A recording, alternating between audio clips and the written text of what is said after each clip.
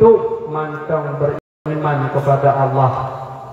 Allah mantang menunjuk izin atas ditanya untuk beriman kepadanya.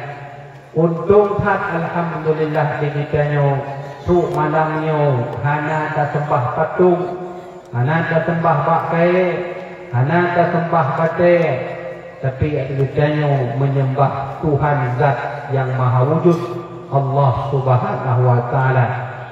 Dan talake mudah-mudahan ya Allah malamnya bertanya Islam, kamu Islam ya Allah, insya-Allah tengah mati juga dalam keadaan Islam. Kemudian pelecit mak ayah abang gure ditanya memandung, ditanya berterima kasih kepada salah sidro kekasih tercinta yang insya Allah beliau akan jak bak tempat getanya yang akan juk syafaat ketika tengok getanya ana bantuan. Nah yang model tengok merumpok dengan Allah timbangan hanan sari, timbangan dosa lebih tinggi dari timbangan pahala, maka ketikanya ke jak kekasih Allah untuk getanya juk bantuan. Nah yang modern tengok getanya horo kiamat bodoh dari kubu wajah getanya lagi asaya. Nah yang wajah lagi bui. Nah yang lidah panjang tu kedih miuk bak alia dan seterusnya. Tapi yang laginya insya-Allah akan yaklah tidro kekasih tercinta getanya untuk menyelamatkan getanya. Oleh karenanya perlu bagi kitanya untuk berterima kasih kepada beliau yang insya-Allah kita akan bertemu beliau di Yaumul Mahsyar nanti. Tak lain tak bukan beliau adalah orang yang kita rindui sampai mati, orang yang kita cintai sampai mati, baginda Nabi Muhammad sallallahu alaihi wasallam. Leh dibaknya pelecit digitanya terima kasih kepada sahabat keluarga Nabi. Dan tentu hanya mungkin Nabi berdakwah sendiri. Nabi perlu teman, Nabi perlu sahabat, Nabi perlu keluarga. Andai Nabi Muhammad berdakwah sendiri, sungguh Islam tak ada di Indonesia. Andai Muhammad jakun tiro kedih jalan, sungguh Islam hana berkembang kedih Madinah. Islam hana berkembang kena Aceh, Islam hai tamong kena Indonesia, bahkan bak nanggro-nanggro lain. Tapi berkat sahabat Nabi, keluarga Nabi, anak Nabi, inong Nabi Muhammad turut berdakwah memberi semangat pada Nabi, yang alhamdulillah getanya mandum di Aceh tamong Islam berkat perjuangan keluarga Rasulullah juga sahabat Nabi. Siapakah sahabat Nabi yang pernah datang ke Aceh? Yang hana jawaban. Nanti dengar sahabat najak kena Aceh. Antam ke? Ya. Mai kira dia orang sahabat kita mentang main di Mekah Madinah bolak-balik. Hana sahabat Nabi kan ditinggal Mekah Madinah mentang, tapi beliau-beliaunya berdakwah sampai ke Cina, Persia, bahkan sampai ke Irak, Iran, Yaman, dan sahabat yang paling jauh menyebarkan Islam adalah sahabat Sa'ad bin Abi Waqqas dan cucu daripada sahabat Muaz bin Jabal. Inilah sahabat yang paling jauh berdakwah menyebarkan Islam. Beratus-ratus kilometer mereka berangkat menyeberangi padang pasir dan lautan yang luas, sampailah mereka ke negeri Cina. Siapa sahabat itu? Sa'ad bin Abi Waqqas radhiyallahu anhu. Jadi background kira bahawa sahabat permainannya hanya di timur tengah. Tidak. Amr bin As berdakwah menyebarkan Islam sampai ke tanah Mesir. Muaz bin Jabal menyebarkan Islam sampai ke tanah Yaman. Bilal bin Rabah menyebarkan Islam sampai ke tanah Afrika, kampungnya sendiri. Bahkan murid-murid dari sahabat lain juga menyebarkan Islam sampai ke Iran dan ke Irak. Tapi adik-adik tahulah, kalian tahu bahawa di antara sahabat yang paling jauh pergi Sa'ad bin Abi Waqqas. Suatu hari Sa'ad punya ide untuk berangkat menyebarkan Islam ke Cina. Maka berangkatlah atas perintah Umar bin Khattab untuk menciptakan hubungan dengan orang Cina. Berangkatlah Sa'ad bin Abi Waqqas dari Madinah menuju ke Cina. Namun apalah dikata, laut bukanlah padang pasir. Laut punya musim badai. Laut punya gelombang besar. Laut juga punya musim yang tidak pernah dialami dan dilihat oleh orang-orang Makkah dulu. Berangkatlah Sa'ad dengan keberaniannya, dengan kesabarannya. Dia pergi jauh menuju ke Cina. Tapi sebelum ke Cina, dia mampir ke suatu tempat. Dan tempat itulah yang nanti akan muncul ulama-ulama besar dan wali-wali Allah di dunia. Apa nama tempat itu? Itulah yang disebut nanti dengan Aceh. Sa'ad bin Abi Waqqas ketika menghadapi badai laut yang begitu kencang, beliau tidur sementara di tanah Aceh ini. Maka salah fidro sahabat Nabi yang natong kena gila beliau, telapak beliau di Aceh adalah Sa'ad bin Abi Waqqas. Dari situlah Abuya Hamka menulis orang pertama di Indonesia bahkan Asia Tenggara yang memeluk Islam adalah orang Aceh. Kapan Islam masuk ke tanah Aceh? Pada masa Umar bin Khattab. Berarti orang Aceh betul-betul tamu Islam tu, kata tamu Islam. Walaupun duduk le KTP kita ni orang Islam tapi sembahyang kan. Ya, kemudian maka kata Nabi Muhammad, nanti di akhir zaman la yabqa Islam illa kata Nabi Muhammad, nanti di akhir zaman Islam hanya tinggal namanya saja. Maka jemaah dirahmati Allah, alhamdulillah, mari sama kita bersyukur, berterima kasih kepada mandum sahabat dan keluarga Nabi. Lebih banyak dong, mari sama-sama digitanya berterima kasih kepada alim ulama yang alhamdulillah alim ulama yang mentong Aceh ataupun yang Hanafi ulama kitanya betul-betul berjuang untuk Acehnya, yang mentongna beliau tetap berjuang untuk pedang agama Allah. Maka oleh karenanya kitanya perlu berterima kasih kepada mandum ulama-ulama kitanya, khususan bagi sahabat karib dari Abuya Syekh Mudawali Al-Khalidi yang kuburan beliau ada di sini, yaitu Abuya Syekh Abu Adnan Bakongan.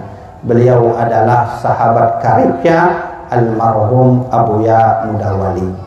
Bagaimana kisah beliau?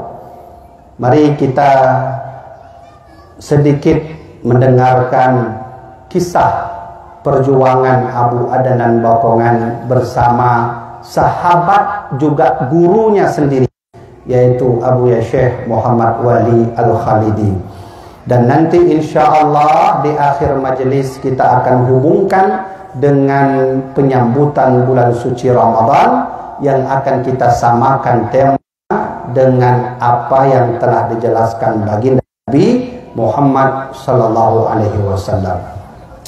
Di suatu hari, ya lu pakai bahasa Indonesia apa?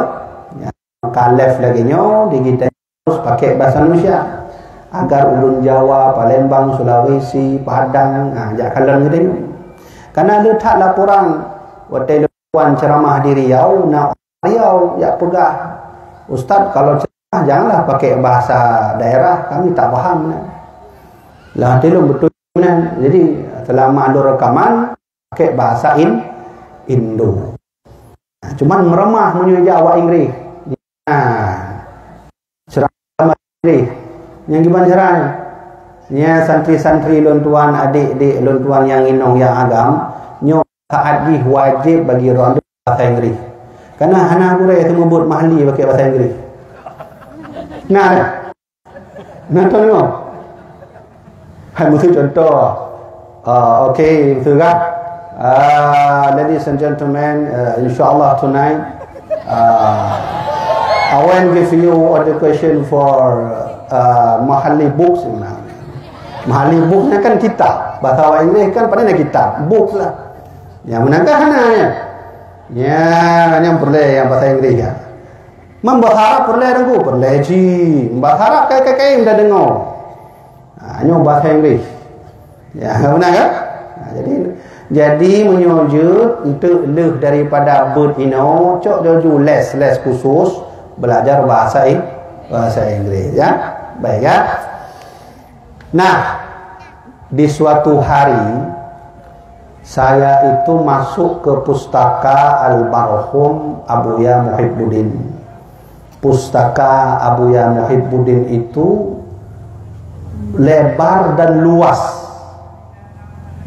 Ya, hantam don kalon pustaka yang kitab-kitab yang hana ba'gab yang mandum naba almarhum Abuya.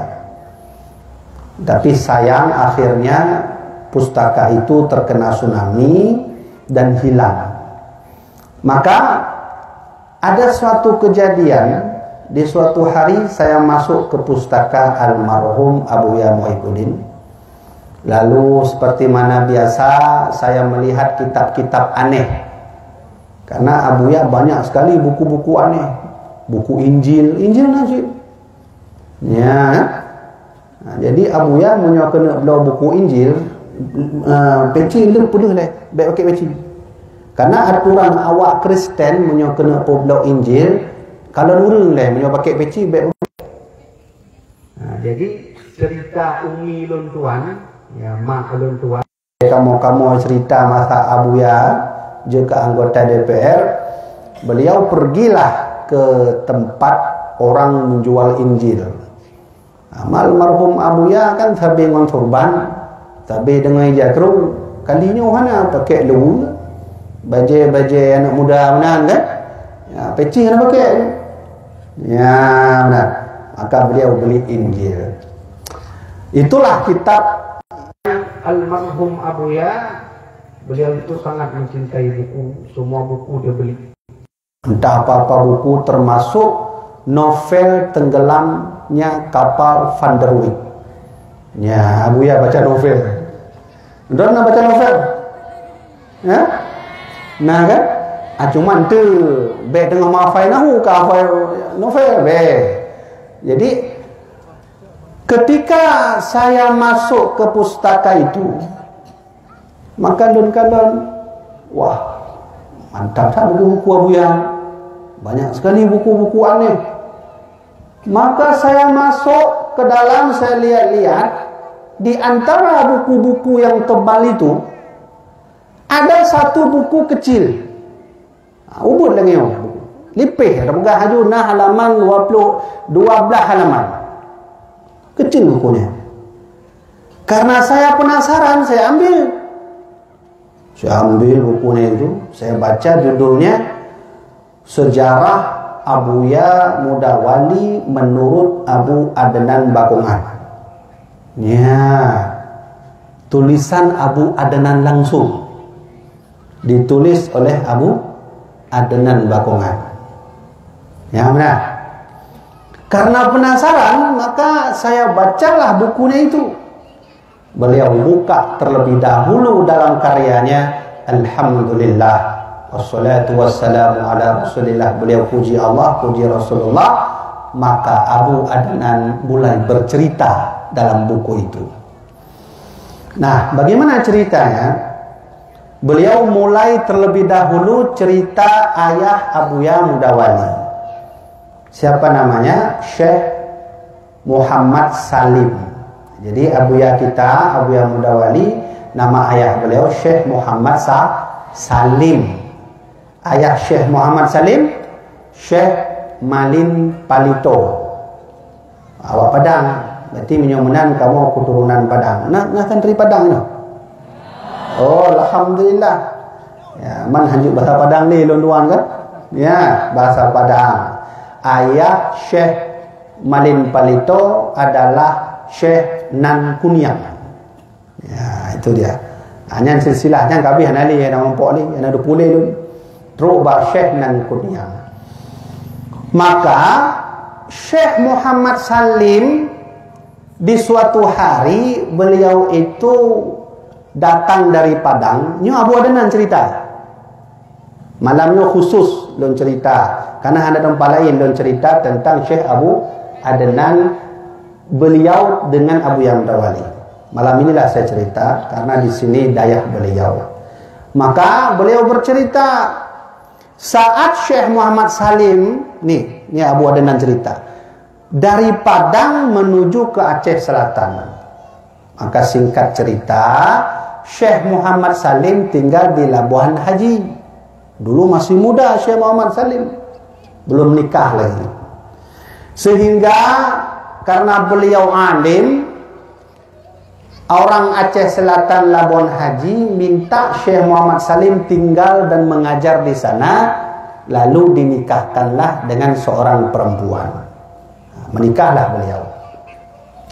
Sudah menikah, beliau sudah ada balai, sudah ada santri, beliau main-main ke arah menuju Mangging. Suak Berumbang, Suak Berumbang Mangging ya? Mangging ya? Suak Berumbang. Ya, nak awak Suak Berumbang ini. Mana? Pergilah Syekh Muhammad Salim ke Suak Berumbang. Sampai ke Suak Berumbang, bertemulah dengan ayah Abu Adenan Bakongan, yaitu Abu Mahmud bin Ismail. Nah, itu dia. Maka singkat cerita, akrablah beliau berdua. Jadi sahabat Syekh Muhammad Salim dengan Syekh Abu Mahmud Bakongan menjadi teman karib, sahabat. Dari situlah Abuya Syekh Muhammad Salim dinikahkan dengan istri kedua yang ada di Suak Berumbang. Sudah janda, tak punya anak. Alhasil menikahlah dengan anak yang ada di Suak Berumbang, tidak ada keturunan. Nah, maka pulanglah Syekh Muhammad Salim ke Labuhan Haji. Sampai ke Labuhan Haji, beliau bolak-balik. Hai bahasa adanya menyomu sahabat kan, kadang-kadang kan tengah suntuk telefon, hai pat drone deh, dah kopi dua aja, menan-menan lah. Maka Syekh Muhammad Salim pergilah ke Suak Berumbang, duduk ngopi bersama, curhat-curhat lah. Nah, terus ada di suatu hari itu, dalam buku itu Abu Adenan bilang, dulu suatu hari saya masih kelas 3 SR. Nah, ini Abu Adenan cerita dalam bukunya belum baca. Ketika saya masih kelas 3 SR, 3 SR mufum kan? SD, ini watannya apa? SD. Kalau orang dulu SR, sekolah rakyat. Sekarang SD, sekolah dasar. Nah, waktu itu Abu Yang Mudawali belum lahir. Sedangkan Abu Syekh Adenan, Syekh Abu Bakongan kelas 3 SD. Datang Syekh Muhammad Salim buru-buru. Dia ceritalah suatu hal yang enggak pernah didengar oleh Syekh Mahmud bin Ismail, ayah Abu Adenan. Dia cerita, wahai Tengku Mahmud, saya mau cerita. Jadi tadi malam itu saya melihat dalam mimpi ada bulan penuh, bulannya itu bulan purnama. Waktu saya lihat bulan purnama, ini Syekh Muhammad Salim bercerita kepada ayah Abu Adnan. Abu Adnan ada di situ. Nah, Abu Adnan masih kecil. Beliau dengar cerita itu. Masih kelas 3 SD. Di tengah malam itu saya bermimpi, saya lihat bulan penuh rembulannya dan indah cahayanya. Tiba-tiba ada suara yang muncul. Hai Salim, kau makanlah bulan itu. Iu payu bulanya. Gimana saya makan? Makan aja. Maka dimakanlah bulan itu. Sebelum sampai sepertiga yang dia makan, bulan itu jatuh ke bumi. Nah, jatuh ke bumi bulan itu, hilang, tak ada lagi. Sudah. Lalu Syekh Muhammad Salim cerita lagi. Setelah itu, malam berikutnya saya mimpi lagi. Lihat bulan tinggal setengah. Setengahnya sudah saya makan kemarin. Tiba-tiba keluar suara, hai Salim, kau makan bulan itu sampai habis. Maka dimakanlah bulan itu sampai habis oleh Syekh Muhammad Salim. Maka Syekh Muhammad Salim tanya, wahai Tengku Mahmud bin Ismail, apa makna mimpi saya ini? Maka Tengku Mahmud bercerita, kau tahu apa artinya itu, wahai Salim? Tidak. Itu tanda bahwa di Aceh ini akan ada tokoh besar yang muncul dari keturunanmu. Ya, akan ada tokoh besar yang akan muncul dari keturunanmu sendiri.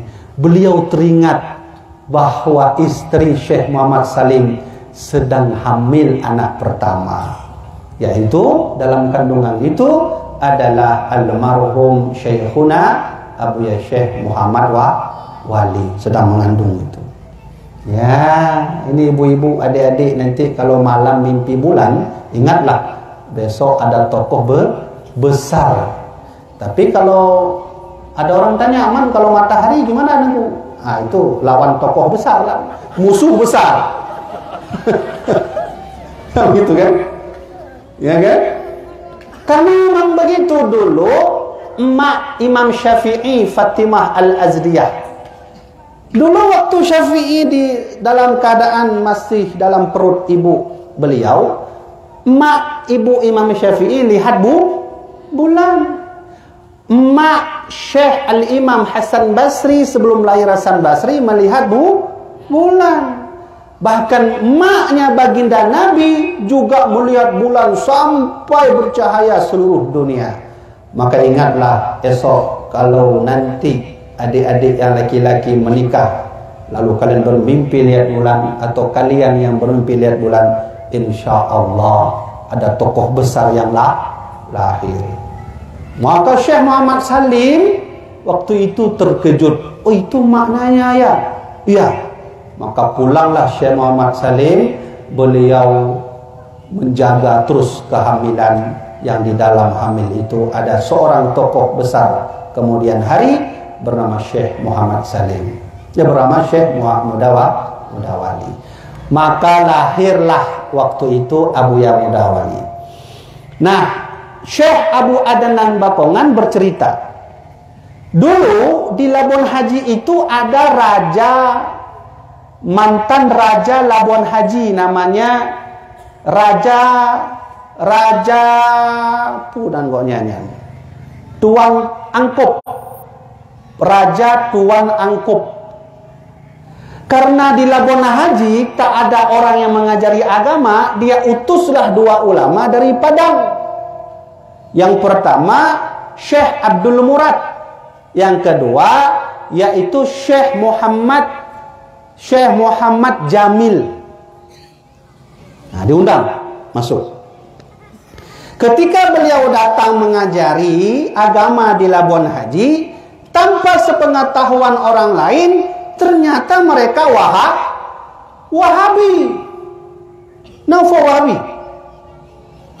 Nyu terkadang di kita nyu Ahlus Sunnah wal Jamaah tidak buka Wahabi ya naufom. Oh manyan. Gimana cara aman tak pengufumnya? Awak ahlu sunnah, nak mufum Wahabi. Kan nak mufum Wahabi adik-adik. Hai yang pegang maulud hanjur, bid'ah pegang lagi. Watai dah pegang maulud, man lu pegang maulud gimana? Kafe awak kah dalam neraka je. Ikira aje neraka surga ada aje mana? Ya pegang hanya dalam neraka. Yang iaitu Wahabi itu. Maka Syekh Abu Adnan Bakongan bercerita dalam buku beliau mengaji dengan salah seorang guru Wahabi itu bernama Syekh Muhammad Jamil. Syekh Muhammad Jamil. Di Padang ada juga Syekh Muhammad Jamil Jaho. Itu ayah kakek daripada Syekh Abuya Mawardi Wali. Jadi tak salah ke na yang jauh na yang mana? Ya, kan? Syekh Muhammad Jamil. Lalu pulanglah Syekh Abu Adnan Bakongan ke ayahnya di Mangging. Di Mangging. Hanya lu baca yang buku Abu Adnan. Sampai ke Mangging, beliau bercerita ke ayahnya, bertanya, "Ayah, betul tidak bahwa dalam solat tak perlu usolli?" Bungehlah ayah Abu Adnan.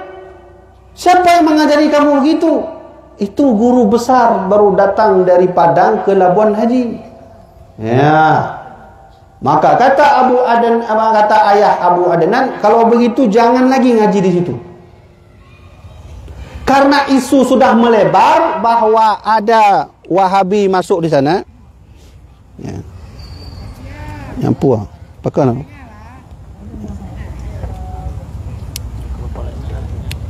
oh, kadang-kadang kau re.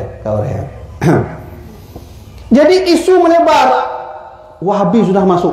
Syekh Abdul Murad masuk. Syekh Muhammad Jamil masuk. Maka diutuslah ulama besar, yaitu Syekh Muhammad Ali Lampisang, Aceh Besar. Nah, siapa namanya? Syekh Muhammad Ali Lampisang dari Aceh Besar. Diutuslah untuk berdebat melawan Syekh Abdul Murad dengan Syekh Muhammad Jamil tadi. Maka kalahlah mereka berdua, pulang ke Padang. Pergi ke Tapak Tuan, naik kapal pulang ke Padang balik.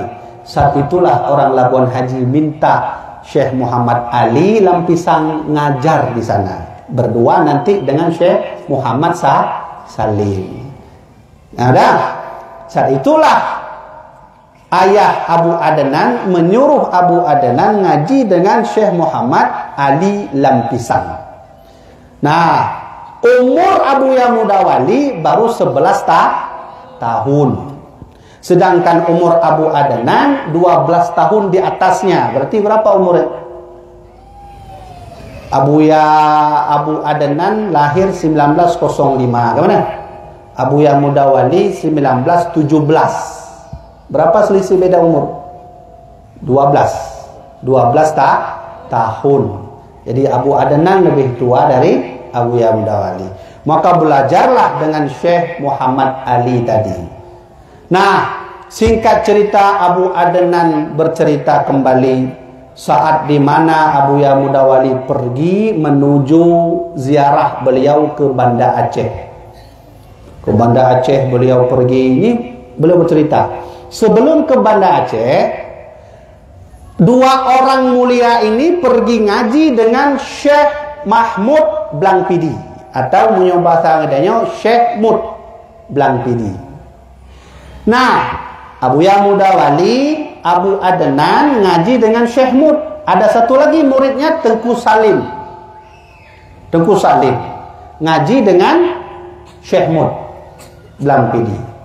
Tapi akhirnya ada kejadian ketika Tengku Salim membelot dari gurunya. Dia membantah gurunya bahwa berzikir setelah sholat itu tidak boleh dengan keras. Harus kecil suaranya.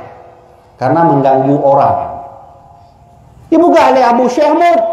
Hai pegah bak tengkunya. Iu masyarakat. Kenapa lanjut laju baca dalil khairat. Bu tegak laju. Ya, begitu. Maka saat itulah kalah beliau melawan guru, beliau ajaklah Abuya Mudawali. Karena waktu itu beliau kenal Abuya Mudawali, orangnya cerdas, dia ajak. Dia bilang, "Hai Mudawali, Muhammad Wali, ayo kita berdebat lawan Syekh Mud." "Oh, mohon maaf, saya nggak bisa. Itu guru saya nggak bisa. Walau saya tahu dalil boleh kita berzikir dengan suara tidak keras, tapi saya tak mau." Nah, ini cerita Abu Adnan. Cerita Abu Adnan dalam buku yang beliau tulis tadi. Alhasil maka Tengku Salim berdebat dengan Syekh Mud. Apa yang terjadi? Syekh Mud mungkin kurang ridha beliau dengan Tengku Salim. Tengku Salim ditangkap Belanda, ditembak mulutnya dengan senjata. Di sini tembak. Ya, hati-hatinya ambek lawan Gureng. Ya, so yang mengut lawan Gureng. Menyojak ber ilme nombor 2. Nombor phone pun. Doa Gureng. Lagi bunuh panitia pembagian hadiah nalun dongong bunuh naik penduh narit yang hana merumpok pahala, hana pu bersedih. Yang merumpok alhamdulillah, yang hana lanjut lom insyaallah merumpok bak kali lain. Kau menang kan? Menang kan? Ya, ilun tuan lun jak bet sabi ranking 12. Hana ranking 1. Ya. Dalam sejarah saya tak pernah dapat ranking 1. Yang bertahan sabi menyokong 12 lebelah. Nanti saya guru. Ini tolong. Nggak pernah saya selama mengaji dapat ranking 12, ranking 1. Jangankan ranking 5, 1 aja dapat. Iya kan? Lalu saya bersedih, ya Allah. Teman-teman saya bisa hafal, dapat juara, saya nggak pernah dapat, ya Allah. Ya, kita waktu masa-masa belajar dulu kan bersedih. Kenapa nggak dikasih juara sama Allah? Allah kan malu. Apalagi kita anak ulama, tak ada juara. Bahkan di suatu malam saya menangis, ya Allah, saya begitu berat saya menghafal tapi enggak juga dapat. Ya kan?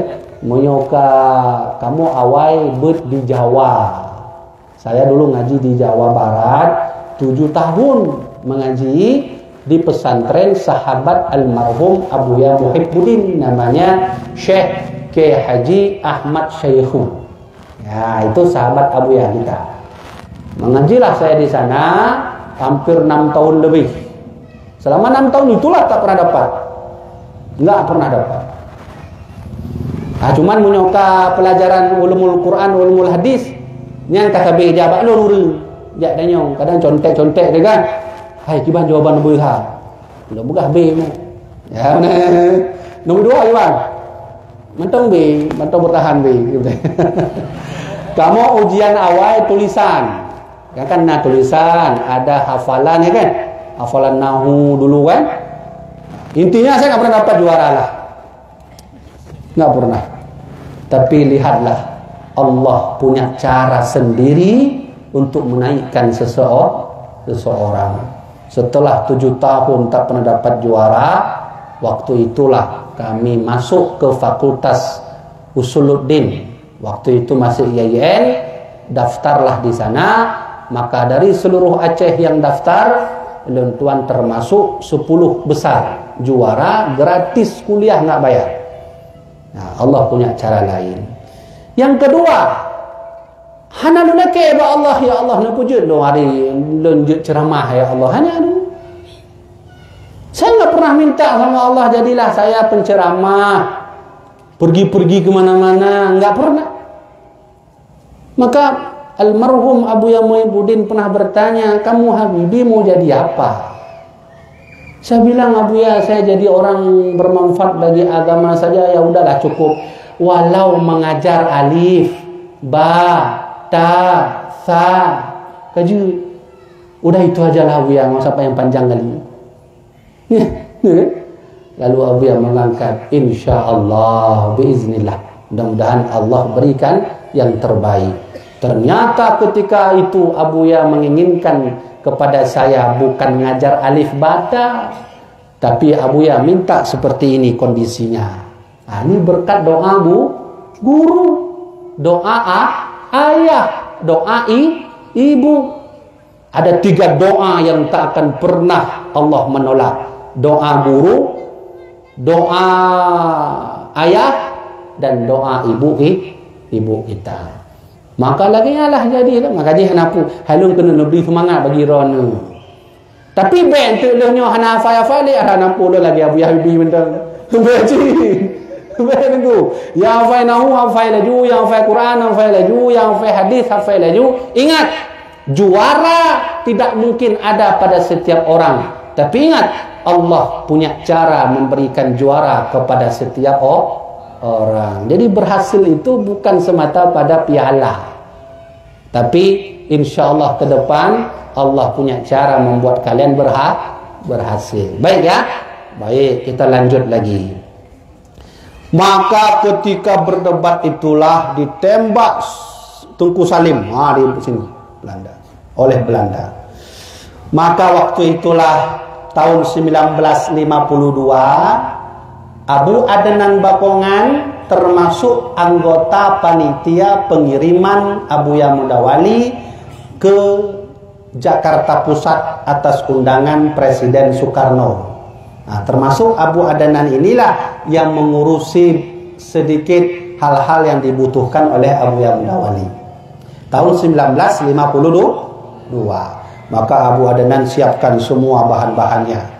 Maka dikirimlah nanti 2 ulama dari Aceh, yaitu Abuya Mudawali dan Abu Syekh Hasan Krungkali, 2 orang. Nah, singkat cerita sampai ke Istana Bogor, 200 ulama duduk membahas Soekarno sah atau tidak menjadi presiden. 200 ulama. Pada riwayat yang lain ada yang mengatakan 500 ulama. Hampir seluruh ulama Indonesia bersepakat tahun 1954 itu bahwa Soekarno tidak sah menjadi presiden. Maka Abuya Mudawali lah ke izin Mbak Gure. Wahai Abu, maksud Abu ini Abu Hasan Krungkali. Gure, jid lu pugah habah baju. Jutnya berangkat. Maka Abuya Mudawali bangun. Abuya Mudawali bilang, apakah di antara ulama-ulama di sini pernah membaca kitab Tuhfatul Muhtaj? Enggak pernah. Anda dari mana? Dari ulama mana? Saya dari Aceh. 2 dengan guru saya Abu Hasan Krungkali. Pernah baca? Tidak. Coba buka bab ini, halaman ini, sekian-sekian, baca. Maka dibaca oleh ulama-ulama, dia lihat ternyata ada indikasi yang membuat Presiden Soekarno sah menjadi presiden. Maka keluarlah kata-kata mutiara daripada Abuya Mudawali waktu itu, ya, tafaqahu qabla tusayyidu. Kau fahamilah dulu sebelum kamu bertindak. Itu. Mufaham kan? Jadi drone menansi. Pahami dulu, jangan menuduh-nuduh orang. Gitanya kan siapa yang pakai karena tak tuduh lah nyu, hana tak pahami lah ya. Itu drone pakai ngon ngak wak di hatau, drone pakai sama-sama. Ti drongon ya pugah hai. Kah pugah lengon ni, pugah kah pungo. Oh ma bakal lagi an kah pugah. Hai kondo pugah ngon kah, pak tinggal balik belah di. Oh ma don be menang lah. Don manusia yo nak kesabaran, mau tu nak. Kakui me tanya tak me juga dah me kae di tengah-tengah panen tak tumpong ni ngong kae kan ka meninggal wate karap meninggal juga ilon hana puga pungo ilon salut kepada drone karena drone pungo dalam ilmu ya lagi nyan maki bancara karap mate yang ke benar, tafaqahu qabla tusayyidu. Kau fahami dulu sebelum kau bertindak. Benar kan? Ya, gitu ya.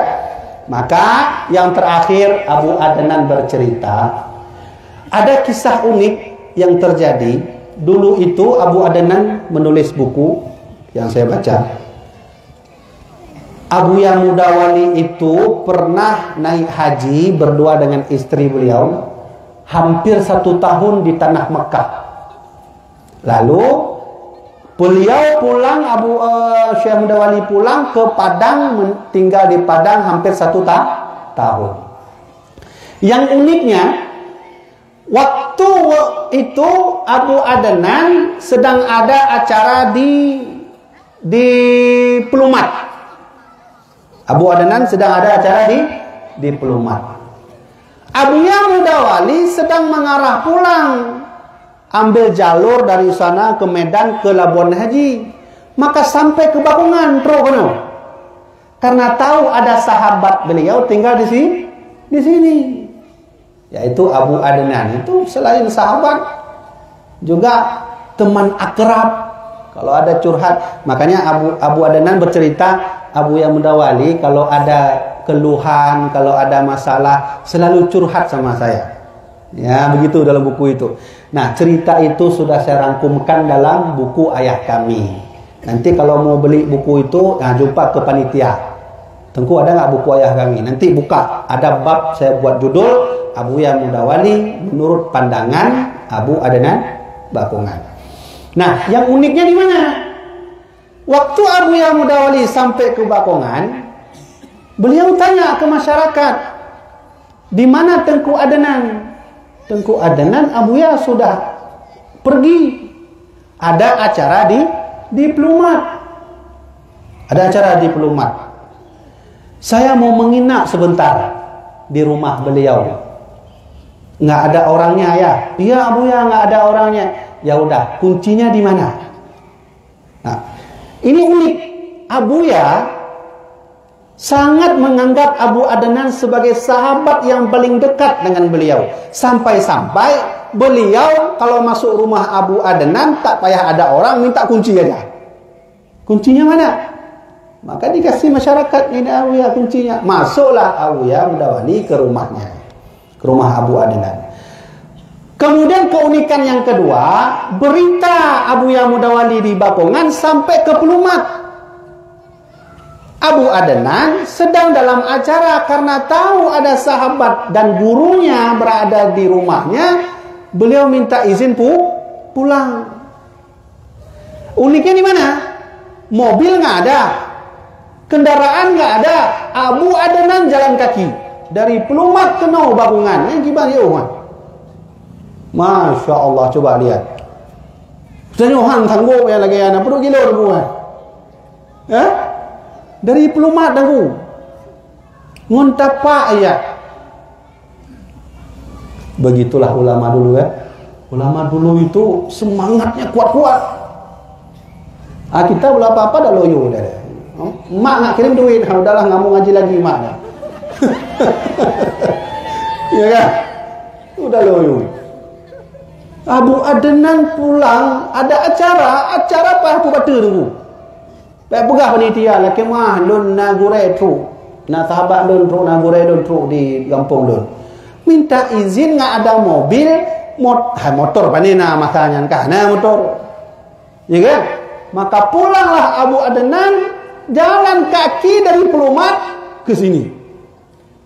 Alhamdulillah sampai di sini masih ada Abuya di dalam kamar beliau, tidur dengan istrinya dan anaknya, yaitu Abuya Muhibbuddin Wali. Nah, itu dia ayah dan tuan berpertiga pergi itu. Abuya Mudawali, istrinya, ya, baru Umi Padang ya, Umi Padang, barulah Abuya Muhibbuddin.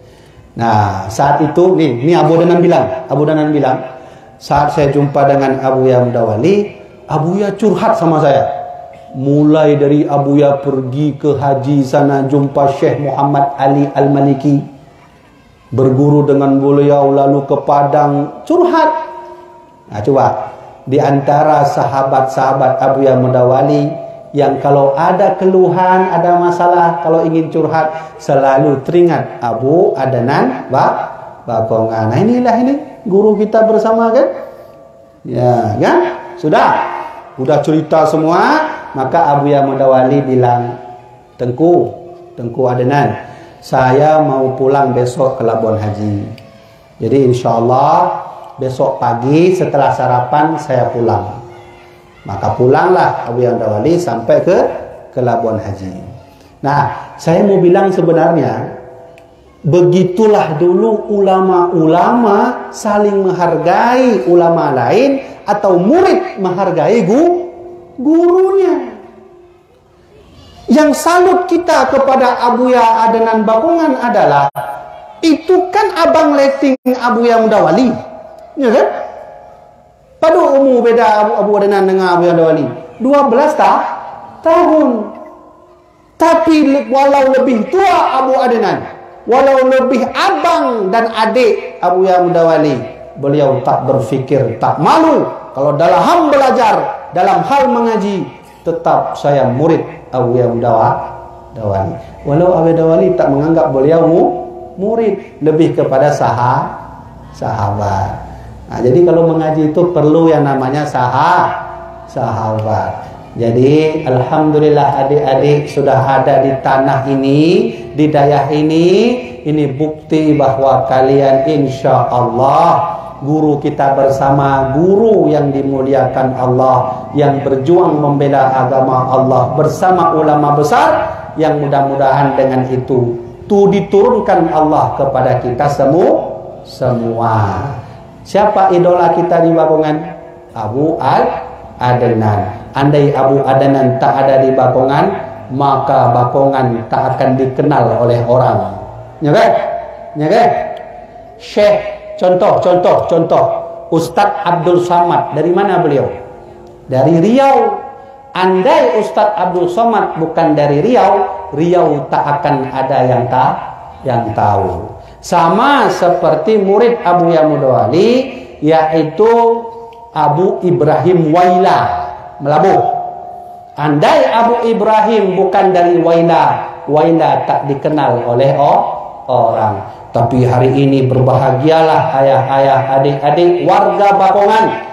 Nama Bakongan itu kalau orang dengar pasti teringat ada ulama besar di dalamnya bernama Abu Adnan Mahmud bin Ismail. Ya, alhamdulillah kan, nama daerah kita diangkat Allah. Kenapa Allah mengangkat daerah kita?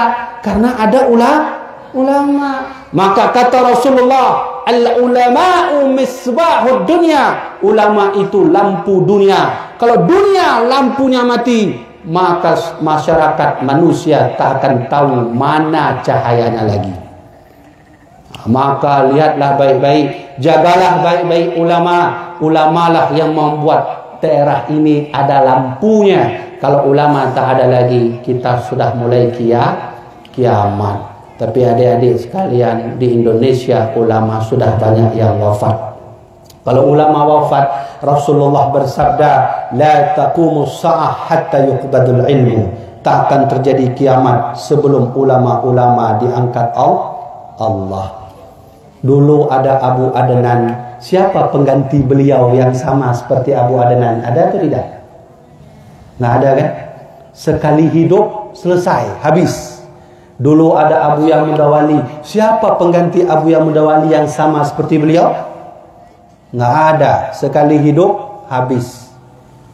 Nah, jadi maka kata Rasulullah, alimun, orang alim itu kalau mati mautul alimi la tujbar. Kalau mati ulama itu bagaikan paku bumi menghilang, tak ada lagi. Adik-adik yang laki-laki, gantilah ya, ikutilah generasi selanjutnya dari guru kita bersama Abu Adnan Bakongan. Siapa idola kita hari ini?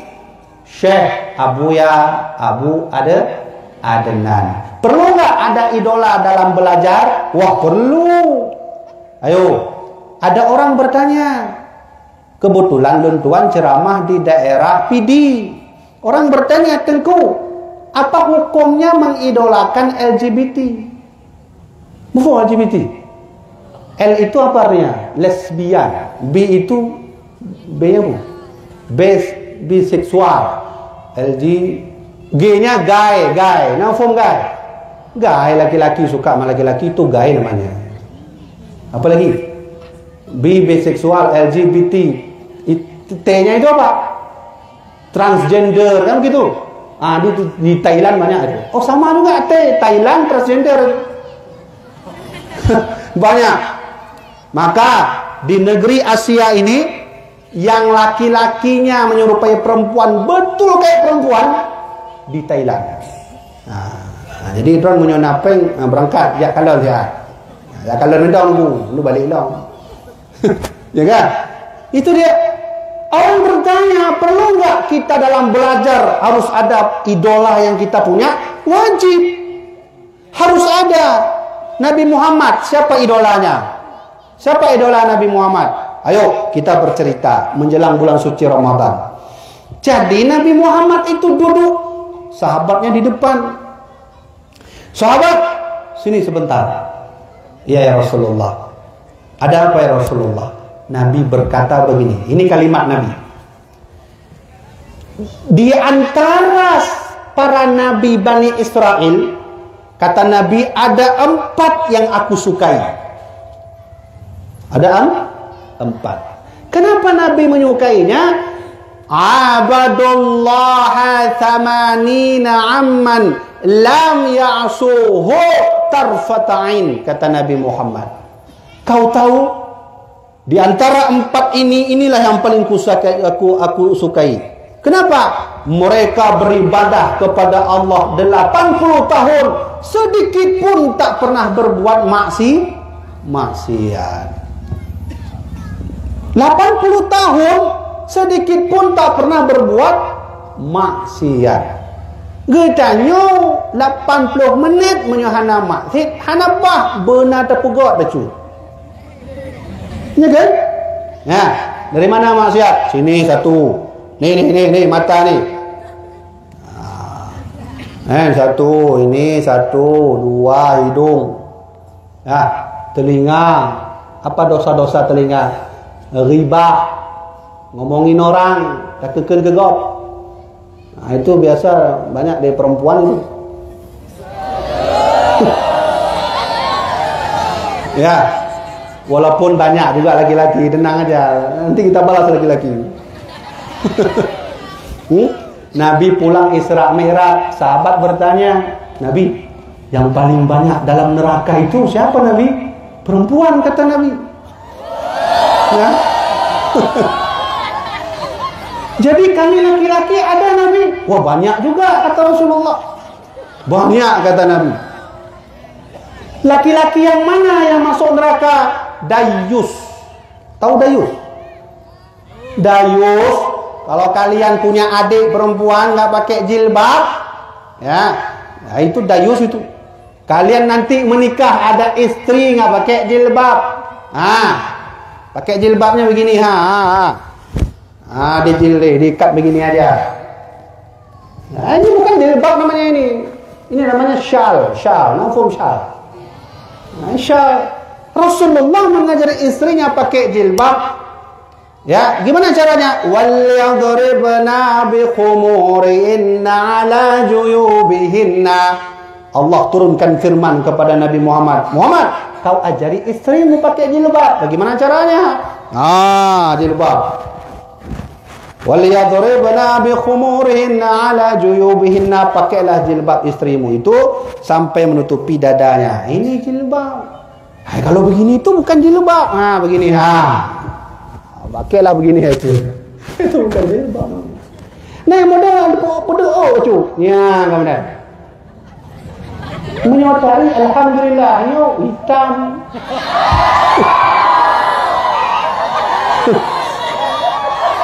Laki-laki. Karena kata Nabi Muhammad, ad-dunya mata'un wa khair. Dunia itu perhiasan. Di mana perhiasan dunia? Al-mar'atus salihah. Apa itu? Perempuan yang sah. Tapi yang laki-laki jangan menghina yang perempuan. Kenapa? Karena ada satu makhluk Allah yang Allah beri nama sama seperti namanya. Apa namanya? Apa? Ayo. Jangan hina perempuan. Pada tubuh perempuan itu ada satu makhluk Allah yang Allah ciptakan, yang nama makhluk itu Allah samakan dengan nama dirinya. Apa namanya? Rahim. Itu dia. Aci drone yang agak nah. Aci teh deh. Rambut mana ada nama Allah, nggak ada. Rambut, hidung, mata nggak ada nih. Perut nggak ada. Kaki nggak ada. Tapi mereka ada. Ayo jangan main. Makanya telapak surga itu berada telapak kaki. Kan pernah dengar telapak kaki ayah? Ada pernah dengar? Ya, insya Allah kita ada kelebihan, ada kekurangan ya. Ya, maka pepatah Arab berkata, la tahtakir man dunaka falikulli syai'in maziyan. Jangan kau hina seseorang, karena setiap seseorang ada kelebihan, ada kekurangan. Ya. Lalu kata Rasulullah, kau tahu yang aku sukai siapa? Tidak, Nabi. Kenapa kau sukai ya Rasulullah? Abadu thamanina amma lam ya'suhu tarfata'in. 4 nabi ini waktu hidup sedikit pun tak pernah berbuat maksiat. Lalu sahabat bertanya, siapa mereka ya Rasulullah? Nabi berkata, pertama Nabi Ayub alaihi salam. Coba lihat Nabi Ayub, orangnya gagah, putih, ganteng, tinggi, uang banyak, harta melimpah, kambing di mana-mana. Kata iblis, ya Allah, iyalah dia beribadah, dia kaya. Kata Allah, Ayub, aku percaya kepada Ayub. Kalau kau tak percaya dia orang taat, kau datangi, hilangkan semua hartanya. Oh siap ya Allah. Yang cik kebagian lo ya Allah. Nah, pergilah iblis. Dia pergi iblis, dia hilangi kambing Nabi Ayub, untanya, ladangnya, sampai kesehatan Nabi Ayub selama puluhan hari sakit tumbuh yang ukuran tumbuh penyakitnya menyertai todrong Nabi Ayub muberu bau. Ada penyakit yang kalau kita dekat bau. Nah, itu Nabi Ayub. Ya, Nabi Ayub. Oh, maka waktu itu istrinya minta izin, bang, minta maaf bang, bukan saya nggak mau usia bang. Bau. Minta izin. Minta maaf. Kata Nabi Ayub, suatu saat kalau kau pulang ke sini akan kucambuk kau 100 kali. Nah, nggak ada jawab apa-apa, pergilah terus. Nah, tinggallah 2 muridnya Nabi Ayub. Lalu 2 murid ini yang kasih obat setiap hari ke Nabi Ayub. Sampai 4 bulan itu Nabi Ayub. Dalam riwayat 4 tahun sakit nggak pulih-pulih. Maka bercerita 2 murid ini, dia bilang, hai, kok Nabi Ayub nggak pulih-pulih? Ini pasti ada masalah. Banyak dosa dia itu. Nah, ini memang dirotok kamu nama kai cok pu yang begah je kan? Lagi lu begah meno. Tafaqahu qabla tusayyidu ya. Pahami dulu, jangan bertin. Nah, ini kejadiannya sama ini. Nah, terus gimana juga? Udahlah, kita kabur aja yuk. Gak enak bau. Ya udahlah, yuk minta izin. Hai Nabi Ayub, kami minta izin Nabi. Mohon maaf, kami minta izin nggak balik lagi sini. Kenapa kau minta izin? Bau. Ya udah, pergilah. Tinggallah Nabi Ayub sendiri. Tinggal Nabi Ayub. Maka beliau sakit itu diceritakan Allah dalam Al-Quran. Ya, Allah mengisahkan kisah Nabi Ayub. Beliau sampai menyebut dirinya, adurru ya Allah, penyakitku membuat aku hampir mati. Begitu sakit, tapi semua kuserahkan kepadamu. Ya Arhamar Rahimin. Di ujung ayat beliau memuji Allah walau sudah terkena penyakit. Ya. Disitulah Allah beri pertolongan. Hai Ayub, kau hentakkan 2 kakimu ke atas tanah, maka nanti akan keluar air. Kau mandi dengan air itu, kau minum dengan air itu. Maka mandi. Wah, dia mandi minum air, pulih kembali, tampan putih lagi. Lalu beliau pulih dari sakitnya. Datang istrinya ingin menjenguk karena rindu. Dia tanya, bang, kok abang siapa? suami saya yang di sini yang sakit, yang timbul-timbul penyakit yang bau itu di mana? Istri nggak tahu bahwa yang sudah tampan lagi, sehat lagi itulah suaminya Nabi Ayub. Dia bilang, inilah aku yang kau maksudkan. Ini abang nih. Iya. Wah, kok tampan kali bang? Iya, itulah dia. Ya kan? Ya. Nah, kau ingat istriku? Dulu ku pernah berkata, kalau kau balik, aku cambuk 100 kali. Ya udahlah, terserah abang aja. Saya balik ke sini karena sudah rindu dan bersalah kepada abang karena sudah lari. Ternyata Allah pulihkan. Maka Allah turunkan wahyu. Allah ajari Nabi Ayub, Ayub jangan kau pukul 100 kali dengan kayu. Caranya kau kumpulkan 100 biji kayu, kau ikat sekali pukul. Akan sampai 100. Maka dipukullah istrinya 1. Istrinya tunggu. Kok cuma 1 bang, nggak ada yang lain? Inilah bijaknya Nabi Ayub, ya kan? Maka Rasulullah sangat tahu cerita Nabi Ayub. Beliau sangat salut dan mengidolakan Nabi Ayub alaihi salam. Apa kata Nabi Ayub ketika iblis datang bertemu lagi? Ayub, aku sudah tahu sekarang memang kau orang yang beribadah kepada Allah. Dulu waktu sehat kau tak pernah lepas dari bersujud. Waktu sakit kau juga tak pernah lepas dari sejadahmu. Dan waktu sehat ini pun kau tetap masih kuat beribadah. Apa kata Nabi Ayub? Alhamdulillahilladzi a'tani wa akhadha minni. Segala puji bagi Allah yang dulu pernah memberikan aku harta dan hari ini Allah ambillah lagi. Nah gitu ya. Itu doa kalau hilang harta, hilang toko, kebakar ke toko. Nanti kalau naik Honda rusak, doa dah Alhamdulillahilladzi a'tani wa akhadha minni. Gitu kan? Ada toko di kampung. Nanti kalau kebakar toko itu, jangan innalillah, alhamdulillah. Gitu kan? Ya. Sahabat takjub. Oh, begitu Rasulullah. Ya.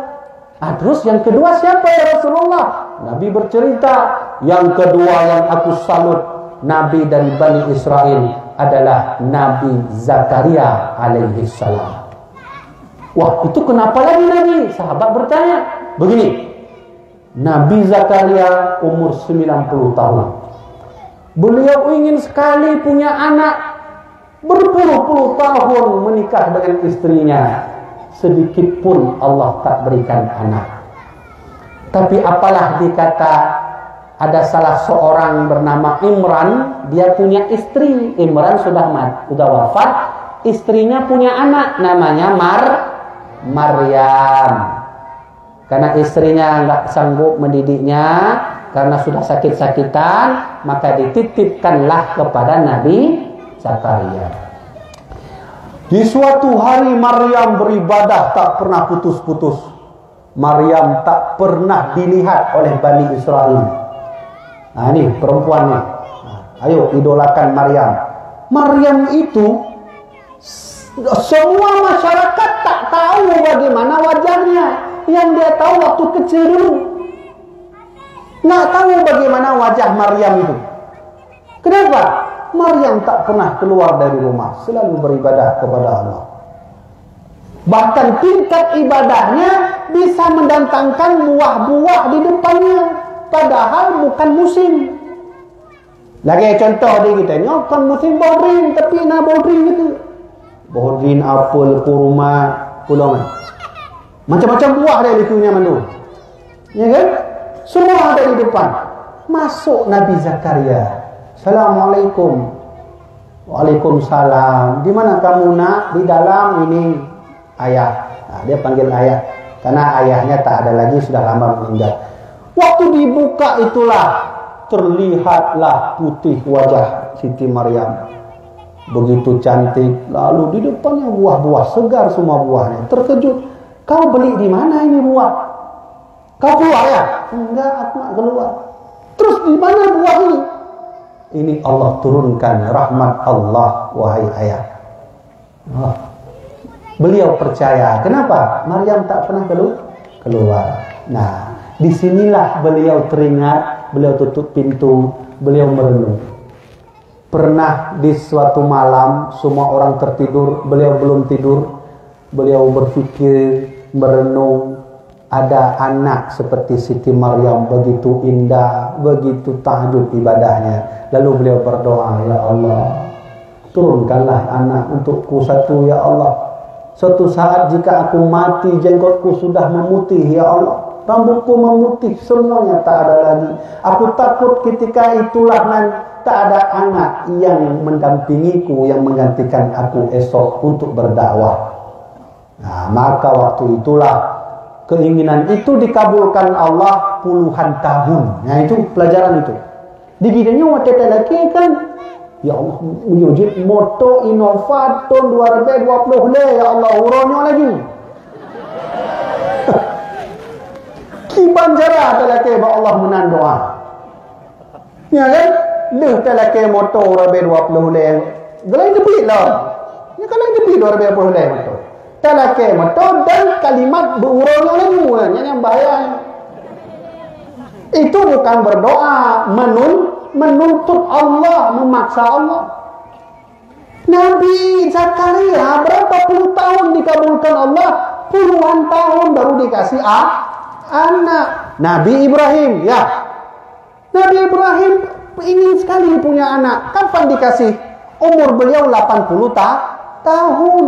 Nabi Musa, udah geram kali sama Firaun. Aku tak sanggup lagi melawan Firaun, ya Allah, hancurkan Firaun. Kapan dikabulkan? Setelah 40 tahun. Itu Nabi. Kita siapa? Nabi bukan, Rasul bukan, ulama bukan, terpaksa Allah lah. Menyajib uronyo laju, ya Allah, menyuh anak kakak hana lagi. Menang kamu doa. Ini banjaran doa. Jangan begitu dia. Ini pelajaran nih, pelajaran. Makanya kenapa Allah ceritakan dalam Quran, tujuannya wa kullan naqussu 'alaika min anba'i rusul. Muhammad, kuceritakan kisah orang terdahulu agar hatimu tentram. Nah, ini kan tentram kita. Belajar dari kisah para nabi. Maka diturunkanlah Jibril turun. Assalamualaikum. Waalaikumsalam. Siapa? Saya Jibril. Oh Jibril, bagaimana Jibril? Alhamdulillah, kamu dapat salam dari Allah, wahai Nabi Zakaria. Iya. Ada apa datang ke sini Jibril? Aku ingin memberitahu kabar gembira dan kabar buruk. Apa kabar bahagianya, kabar gembiranya? Allah telah mengabulkan doamu. Sebentar lagi istrimu akan hamil, akan ada anak laki-laki namanya Yahya. Alhamdulillah, terima kasih Jibril. Terus kabar buruknya apa? Kabar buruknya, tanda anakmu sudah mulai lahir, sudah mulai hamil pada perut istrimu, kau tak bisa bicara 3 hari. 3 hari saya nggak bisa bicara Jibril. Ya, itu tanda bahwa bersiaplah anakmu akan lahir. Tidak 3 hari. Maka Nabi Zakaria punya dakwah pakai bahasa isyarat. Betul lah, dia kira orang semayang kan? Gini apa tak boleh? Semayang. Nabi Zakaria nggak bisa. Mana? Umat kadang masalah Nabi Zakaria yang putih hidung, ya kan? 3 hari beliau diberi oleh Allah tak bisa bicara. Nah, alhasil diberilah anak. Oh bahagia sekali sehingga menjadi nabi.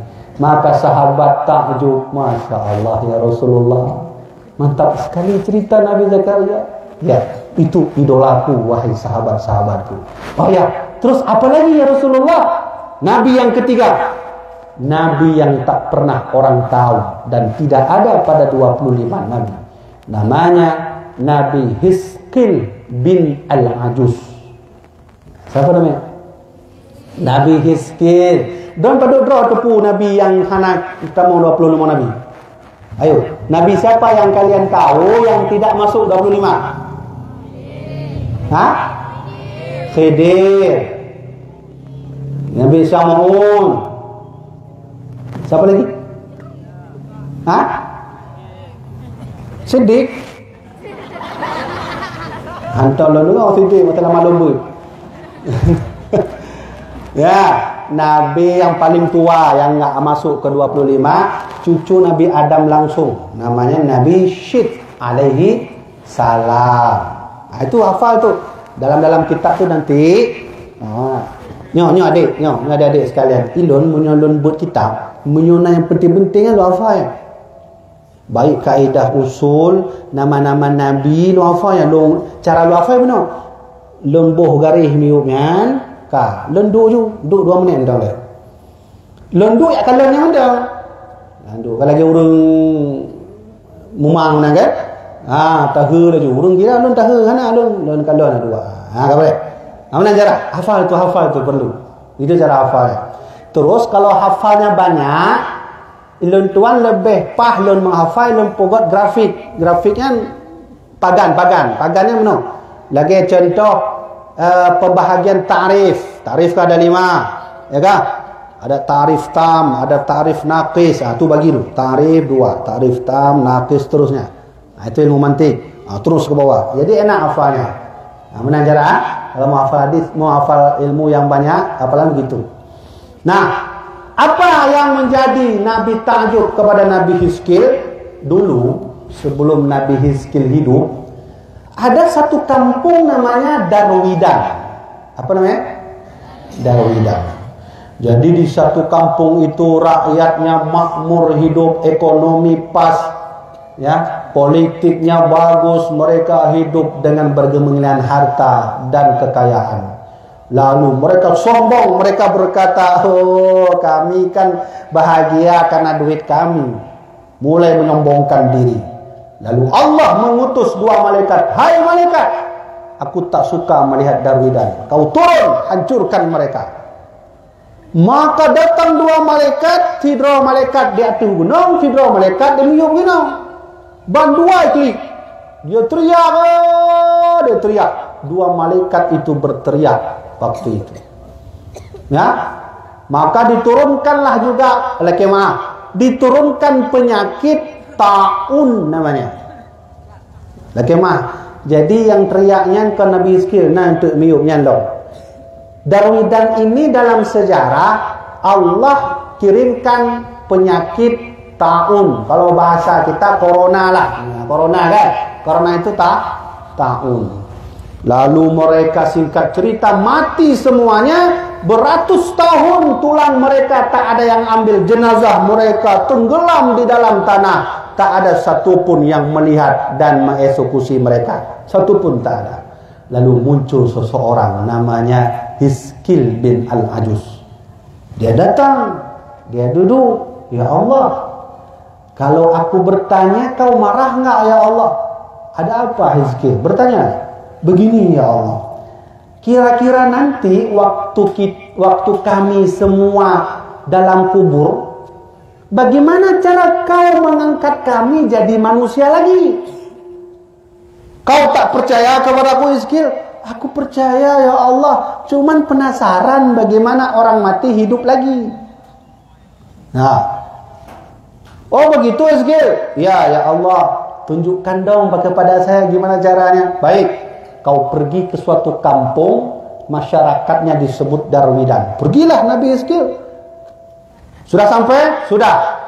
Berdiri Hizkil. Akan kutunjukkan kepadamu bagaimana aku mengangkat orang mati menjadi hidup.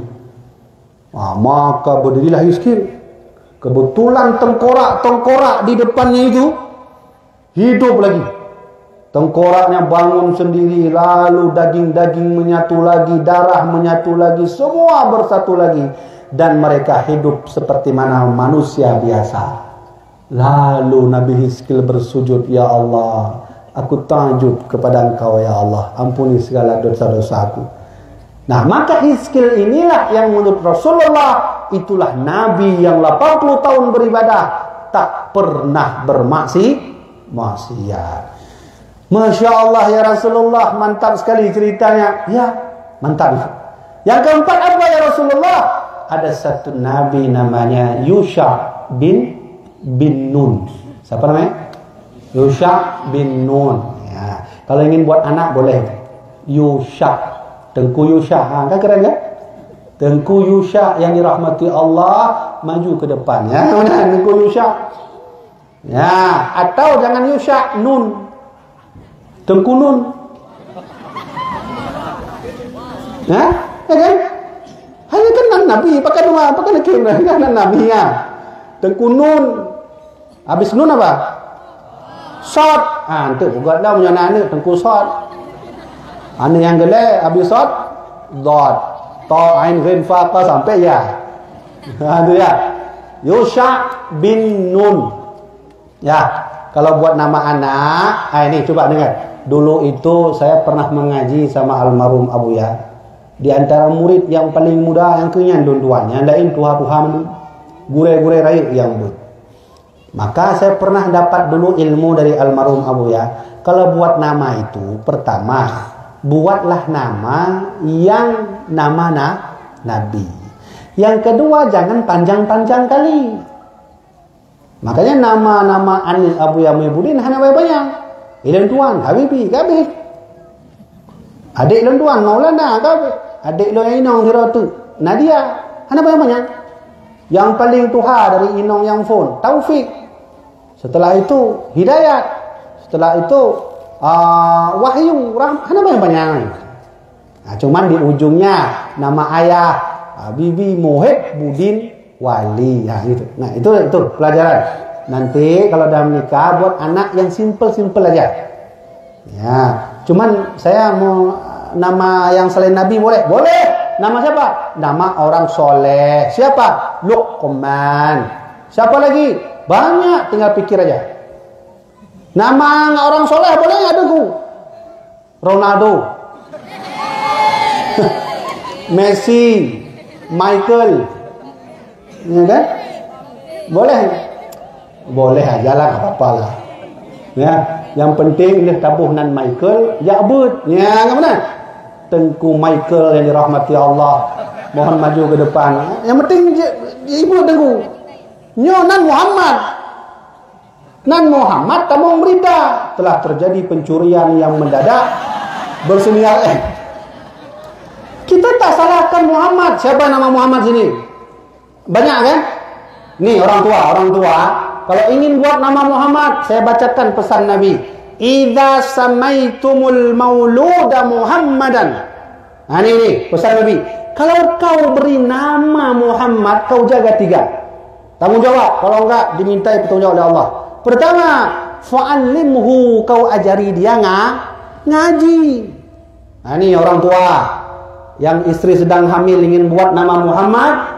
Pertama kata Rasulullah, ajarkan dia ngaji. Yang kedua, wa'ausi'u lahu fil majlis, berikanlah dia itu kelebaran dalam majlis ilmu. Wala tuqabbihu lahu wajhan, jangan kau hina wajah orang yang bernama Muhammad. Nah itu dia, ini ada sembarangan pohonan Muhammad niku. Cuman mengaji nan Muhammadnya dalam kitab Sabil Muhtadin jilid 2 bab akikah, di situ ada hadis dinukil oleh Syekh Muhammad Arsyad ya, Arsyad Banjariyah. Beliau tulis bahwa besok nama-nama Muhammad adalah orang yang pertama maju sidang kepada Allah dan dapat diskon sedikit. Ya, ayo alhamdulillah kan? Alhamdulillah. Nah, mana buktinya? Mana dalilnya? Kitab Sabilul Muhtadin jilid 2 di dalam baca bab akikah. Coba buka nanti siapa saja nama Muhammad, Allah kasih diskon. Kenapa? Ada berkah nama Nabi Muhammad. Alhamdulillah kan? Nah, cuman Tengku anak saya Muhammad, sholat nggak pernah, gimana?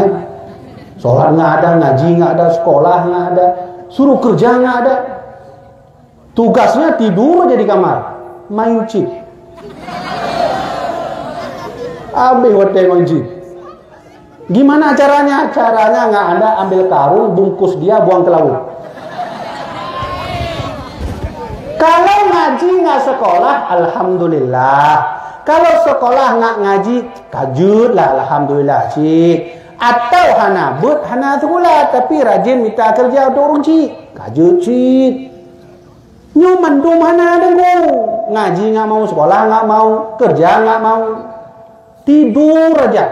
Bantalnya sudah penuh dengan pulau. Pulau dah, mebe menungkak. Nah itu nggak ada cara lain kecuali anu begahuna kan? Ambil karung yang besar, bungkus buang. Nah, besok buat lagi. Ya itu dia. Ya. Gimana tengku nama anak saya Muhammad sholat nggak pernah. Kalau begitu nggak ada diskon. Kenapa? Karena Nabi berkata, al-wudu'u miftahus sholat. Wudu itu kunci sholat. Was-sholatu miftahul jannah. Sholat itu kunci surga. Gitu ya. Baik, lanjut lagi. Siapa nama Nabi tadi? Yusha bin Nun. Allah waktu itu menyuruh Yusha datang ke Palestina. Kenapa? Nabi Musa baru saja wafat. Nabi Musa wafat, Palestina dikuasai Bani Israel. Di awak Bani Israel sama lagi awal lagi. Ada nek konya nawal. Pugot karu, pugot zalim, saling hina gop, ya pugot patung lah kedip Baitul Maqdis. Maka Allah marah. Allah suruh Yusha bin Nun, Yusha, kau pergi ke Palestina, kau kuasai kembali Palestina. Cepat Yusha. Baik ya Allah. Yusha melihat matahari. Matahari sudah mau tenggelam. Yusha bingung, gimana cara berperang kalau sampai sana sudah malam. Aduh, gimana caranya ini? Gimana cara berperang kalau malam-malam? Wah, tapoh urang kata poh mengdeyo. Menyo katanya kau orangnya mangat na lampu kan? Tinggal sorot laju lampunya, nyamprang laju wak kahdunya na lampu. Mangat, enak sikit. Zaman dulu mana lampu. Maka beliau bermunajat, ya Allah, aku minta maaf ya Allah. Aku minta ya Allah, bagaimana caranya aku berperang nanti sampai ke Palestina sudah malam, kami tak bisa berperang. Yusha, kau suruh matahari berhenti. Ya, disuruh matahari berhenti. Ya, siap ya Allah, saya akan suruh. Ya. Kata Yusha, hai matahari, kau makhluk Allah, aku makhluk Allah. Kau bertugas sesuai perintah Allah, aku bertugas sesuai perintah Allah. Hai matahari, berhentilah, karena aku sedang menjalankan perintah Allah. Berhenti matahari. Itulah dalam sejarah matahari berhenti. Pergilah Yusha bin Nun berperang. Waktu menang berperang, baru matahari jalan lagi. Maka di dunia ini adik-adik sekalian, cuma 2 orang yang pernah dalam sejarah membuat matahari berhenti. Pertama siapa? Yusha bin Nun. Yang kedua siapa? Sahabat Nabi Ali bin Abi Thalib. Wah, kok bisa tengku? Ya bisa lah, Allah yang buat. Ya maksudnya sejarahnya gimana? Ali itu di waktu subuh. Waktu subuh itu jam berapa? Jam 4:30. Ngadanya kan potiploh subuh kan? Ngadanya potiploh subuh. Ali, sebelum itu. Ali itu lari dia. Dia lari karena jamaah sudah mulai. Nabi sudah mulai. Allahu Akbar. Ali tahu beliau terlambat pergi jamaah. Maka beliau masuk ke tempat lorong kecil dengan harapan untuk tembus jalan pintas menuju ke masjid.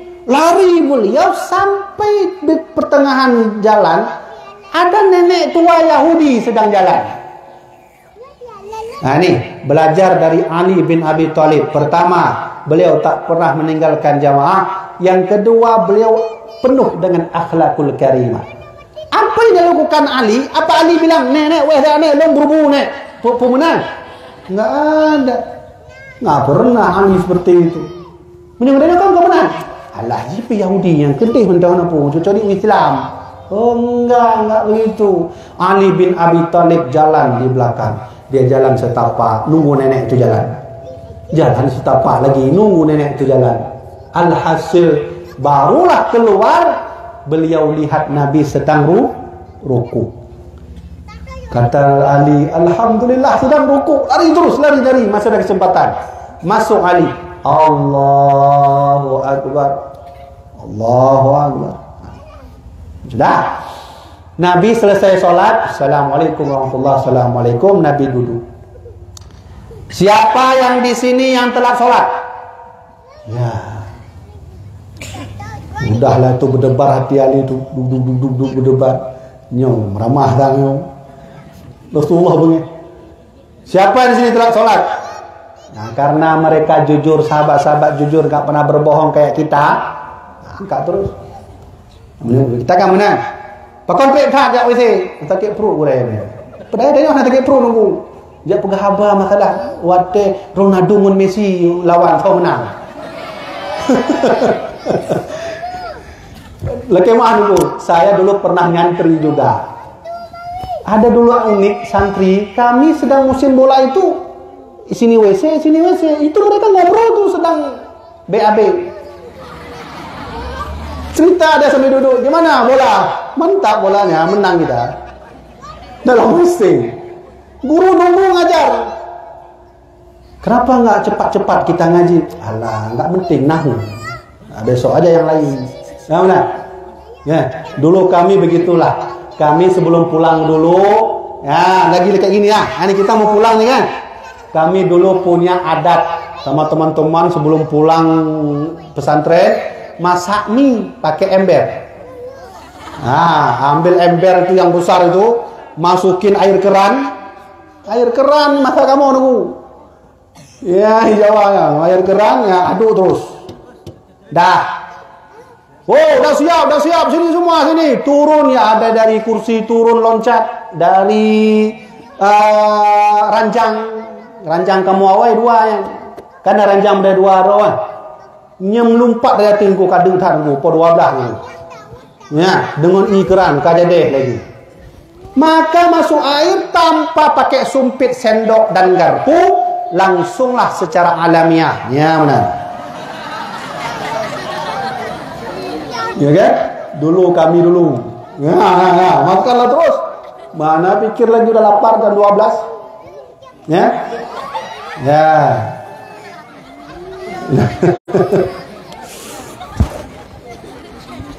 Ya, baik.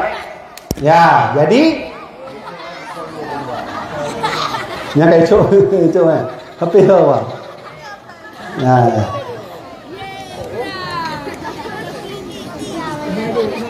Ya. Hah? Habis. Kah? Ya.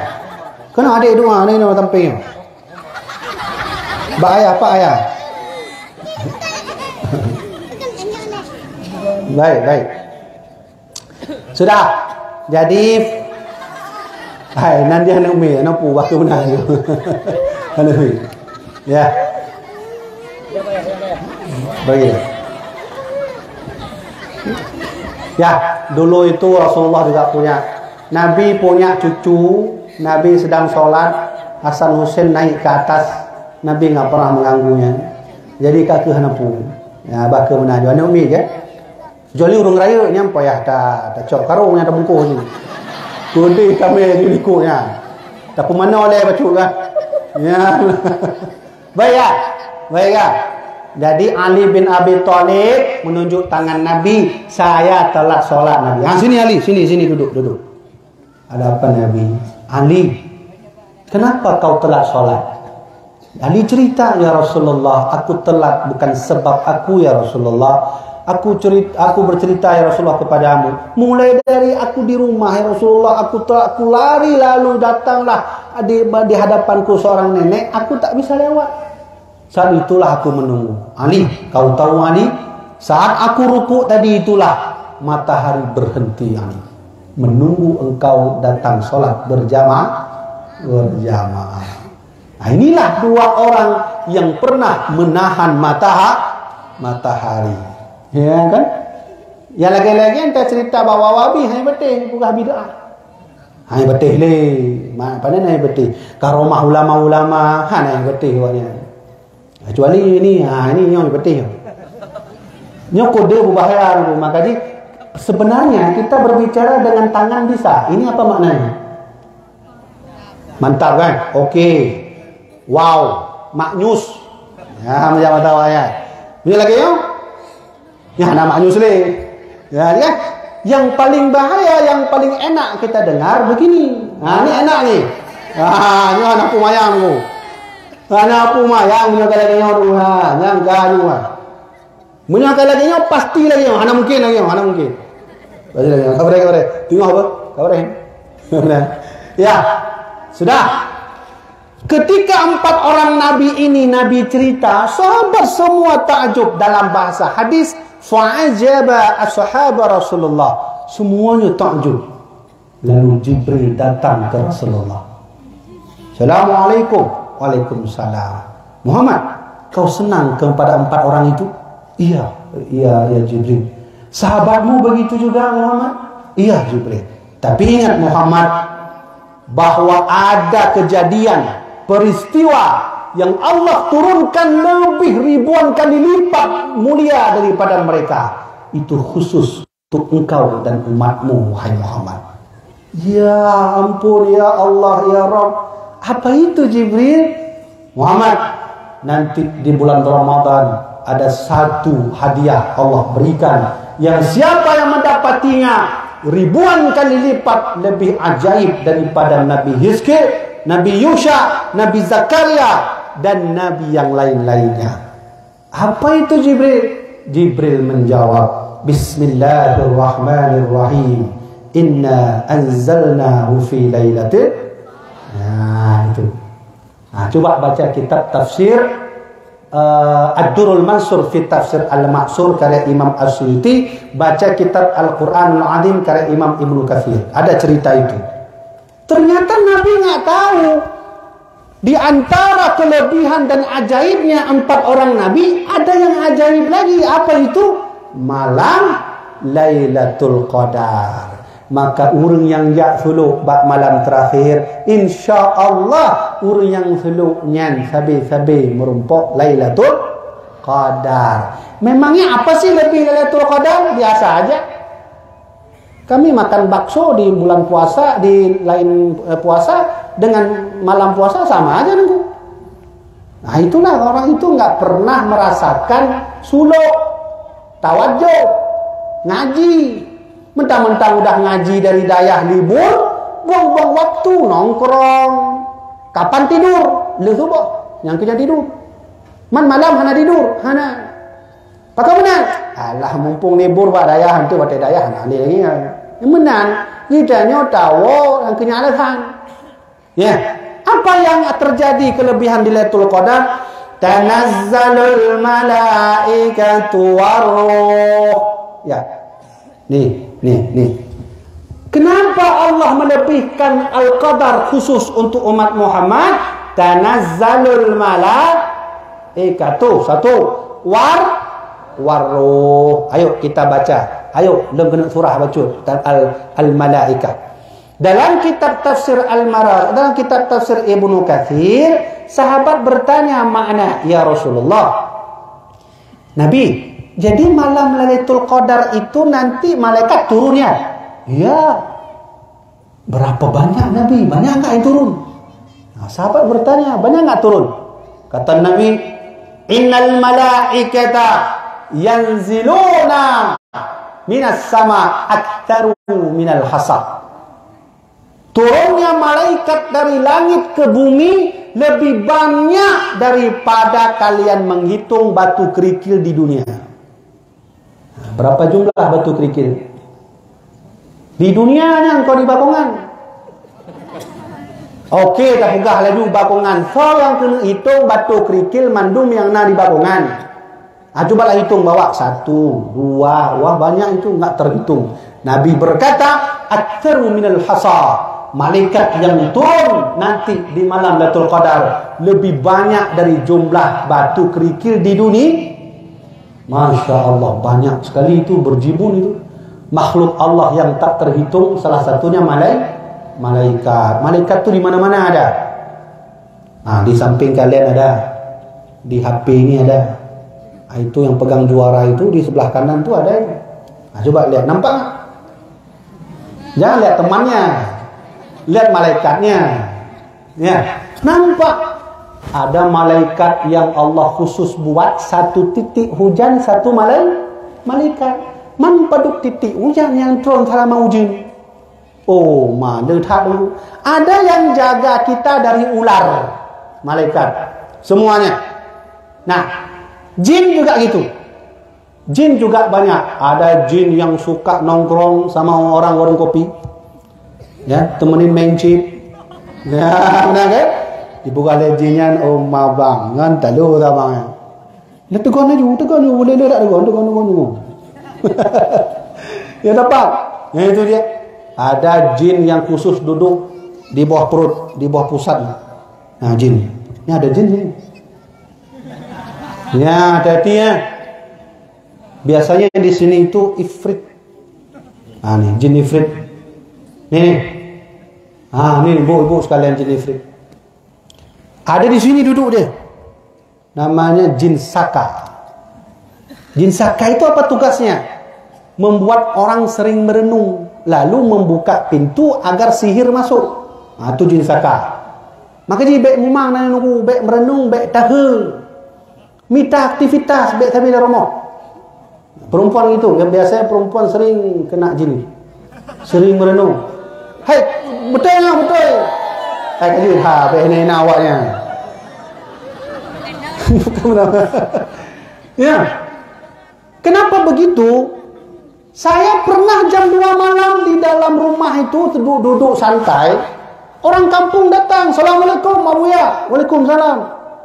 Kenapa sini jam pakai tak kena apa-apa 2 malam? Hana ulun kata mong jin. Nya lah mati luluh ada ilmu bagian jak terbit jin. Ki bancaranya. Ya kan? Karena pengalaman lum terbit jin, ilmu membacut hana lun jak merenungnya nunggu. Nah, higo urun buka warung kopi. Dia buka warung kopi di atas kuburan, karyawannya perempuan masuk jin. Ditelepon saya, Tengku, udah masuk jin karyawan. Sini sebentar. Kakelung tok-tok nunggu waktu jalan nuki bancara apu tak baca.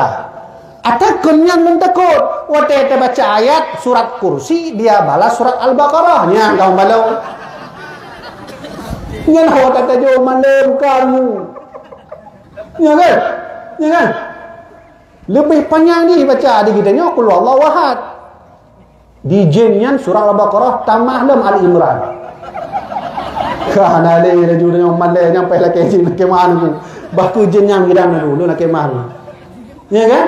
Tapi dalam doa, ya Allah ya Tuhanku, berilah aku kekuatan untuk mengeluarkan jin. Kamu kan? Yang tengok ayah undangnya. Sampailah ke toko itu. Orang udah tutup toko, udah panik. Lalu yang kesurupan perempuan dipegang sama laki-laki. Saya bilang inilah sumber jin, saya bilang. Ya kan? Ini sumber jin. Saya bilang nggak boleh begitu. Panggil karyawan yang perempuan lainnya. Jangan kalian pegang. Panggil. Oh iya tunggu. Turunlah mereka, panggil perempuan lain. Baru itu dipegang. Maka saya ambillah sorban, saya pukul-pukul di sini. Nah, di sini nih dipukul nih. Baca surah Nabi Allahumma shalli ala Muhammad, Allahumma shalli ala Muhammad. Kalau nggak bisa baca surat kursi Fatihah, Qul huwallahu ahad dan Al-Qur'an, insyaallah ampuh mendung. Caranya ditekan di kelingkingnya itu. Di laki mahbub, ini di kaki ditekan. Kalau nggak di sini, di sini. Maka hana pulih sih dengkunya, kajadeh kan? Kajadeh yang lu bayangkan mana? Barulah saya suruh azan. Saya bawa teman tu, saya suruh azan terus yang keras. Situlah dia keluar. Waktu mau keluar itu dia tantang saya. Itu perempuan tantang dulu. Saya bilang sinilah dulu, sini kalau mau lawan sini. Jin itu jangan dibuat takut, jangan dibuat kita merasa takut, menyujud tak lawan aku. Kena kaja, hai bunga, kena, melong tengok. Ni tebit aku, itu bit jin. Nya kan, sudah alhamdulillah berhasil. Yang hana berhasil kejadian yang kedua, yang lu pegah bunuh tengah hidup poh 2 malam, jak mak urinong yan. Jak lapor balun. Urinong je kejadian. Menyuruh agam memang tak tampar. Tampar lagi orang tengok, hai mangga uragam. Kalau perempuan enggak bisa. Gimana mau tampar? Nanti bukan jinnya keluar, ruhnya keluar. Dia balik-balik lagi. Iya kan? Nah, maka lonjak poh 2 malam lon baca ayat kursi leh pupu lon baca, saya baca semuanya enggak keluar-keluar. Akhirnya saya tahu ternyata perempuan ini sedang haid, sholat tak pernah, ngaji enggak pernah. Itulah sumber datangnya jin. Ayo, sholat jaga. Yang laki-laki jaga sholat, jangan merenung. Kalau merenung bahaya, karena ada jin saka. Jin saka. Ada satu lagi jin namanya jin korin. Nah, dia tuh di belakang itu. Jin korin. Antik menyona apa? Urung kesurupan tamo. Oh, hai lon Abu Adnan bo, nyan anan bu. Tampal dong abu. Hana. Karena roh Abu Adnan bakongan dan roh ulama sudah ada pada tempatnya sendiri. Tak pernah ada riwayat masuk-masuk ke tubuh orang. Terus kok dia mengaku itu korin. Korin itu ada 2, korin yang baik, korin yang buruk. Nah, korin pengikut, hanya bek patih saja. Bek dia pugah lom Presiden Soekarno. Lom kena pugah hai urung Aceh pokok aji musim pileknya bek pilih ji, pilih lain. Nya nak bek patih. Hana yang Soekarno ke alam ruh lain. Panina jak tamung ya pugah jak pilih ji, hana pilihnya. Ah, ini kan yang diolah ni jin kai songko. Kai jopeng. Ya kan? Nah, nyonya lulun. Jadi adik-adik, ibu-ibu sekalian, maka dari situlah saya tahu kenapa Abu Ya Mudawali mengajari baca zikir isyarat la ilaha illallah mulai dari pusat ke kepala. Benar kan? Yang ikut suluk. Kamu ni pernah oleh Abu. La ilaha illallah. Ya? Ya? La ilaha illallah. Saya begitu belajar sama Abu Ya Muhyiddin. Dulu Abu Ya atas kursi, elon miu. Habibi, begini cara la ilaha illallah. La di sini. Ilaha illallah. Abu Ya Jamal menancik. Watenya pernah ulun tuan. Di situ saya tahu bahwa menghantam jin dalam tubuh hanya cukup la ilaha illallah. Ya. Baik, yang pertama al-malaikah. Yang kedua, kenapa Lailatul Qadar itu istimewa? Ada turun satu malaikat namanya Ruh. Siapa itu? Jibril alaihi salam. Jibril itu dia pergi ke Bakongan, dia lihat orang suluk. Alhamdulillah ya Allah, umat Muhammad banyak di sini. Dia berdoa, ya Allah ampunilah orang suluk di Bakongan. Ya benar kan? Namanya Jibril tahu Bakongan nengku. Ya Jibril kan dikasih tahu sama Allah Subhanahu wa taala. Lewat Jibril lihat umat Muhammad sedang nongkrong. Ya anak piuh Jibril dijak. Dia tengah nongkrong kan. Hai bagi 20 B untuk loan boh. Untuk hai jak Jibril lagi mana? Enggak sampai dia. Yang perempuan udah lalai sama Korea, film India. Habis waktu itu. Adik-adikku yang perempuan, kau simpanlah air mata untuk kekasih tercinta Rasulullah. Kalau air mata ini keluar untuk Nabi Muhammad, air mata itu akan menjadi saksi kita masuk surga. Tapi kalau air mata itu keluar untuk Leminho dan Kucutahe, akan masuk. Syahrul Khan, ya, Naruto ada lagi udah mati dah. Udah dibunuh sama siapa itu? Itu yang poh Naruto deh. Anu dia kan Boruto kan. Itu lama ya. Nggak ada mati dia. Ngapa lagi? Ya, simpan air mata itu. Ketika keluar air mata itu, kau berdoa kepada Allah. Ya Allah, aku tak pantas bertemu kekasihmu karena aku pendosa. Aku tak pantas mendekati diriku kepada kasihmu karena aku orang yang berbuat maksiat. Tapi setidaknya ya Allah, keluar air mataku 2 tetes inilah yang membuktikan aku cinta kepada Nabi, yang membuktikan aku selalu tetap beriman kepada Nabi-Mu. Disitulah malaikat mencatat dan Allah juga mencatat. Nah, begitu caranya. Maka teteskanlah air mata itu untuk dua saja, Allah dan Rasulullah sallallahu alaihi wasallam. Ya gitu kan? Yang terakhir, ruh itu bukan malaikat Jibril, tapi dua pendapat. Ada 10 pendapat tentang ruh dalam kitab tafsir yang pernah ditulis oleh bukan tafsir lu baca. 10 tafsir. Pertama malaikat Jibril, kedua Nabi Isa. Ternyata adik-adik, malam Lailatul Qadar Nabi Isa juga turun. Yang terakhir Nabi Muhammad sallallahu alaihi wasallam. Muhammad, iya Jibril, itulah hadiah untuk umatmu, yang kalau umatmu dapat Al-Qadar, sungguh dia lebih baik dari yang kau cerita tadi.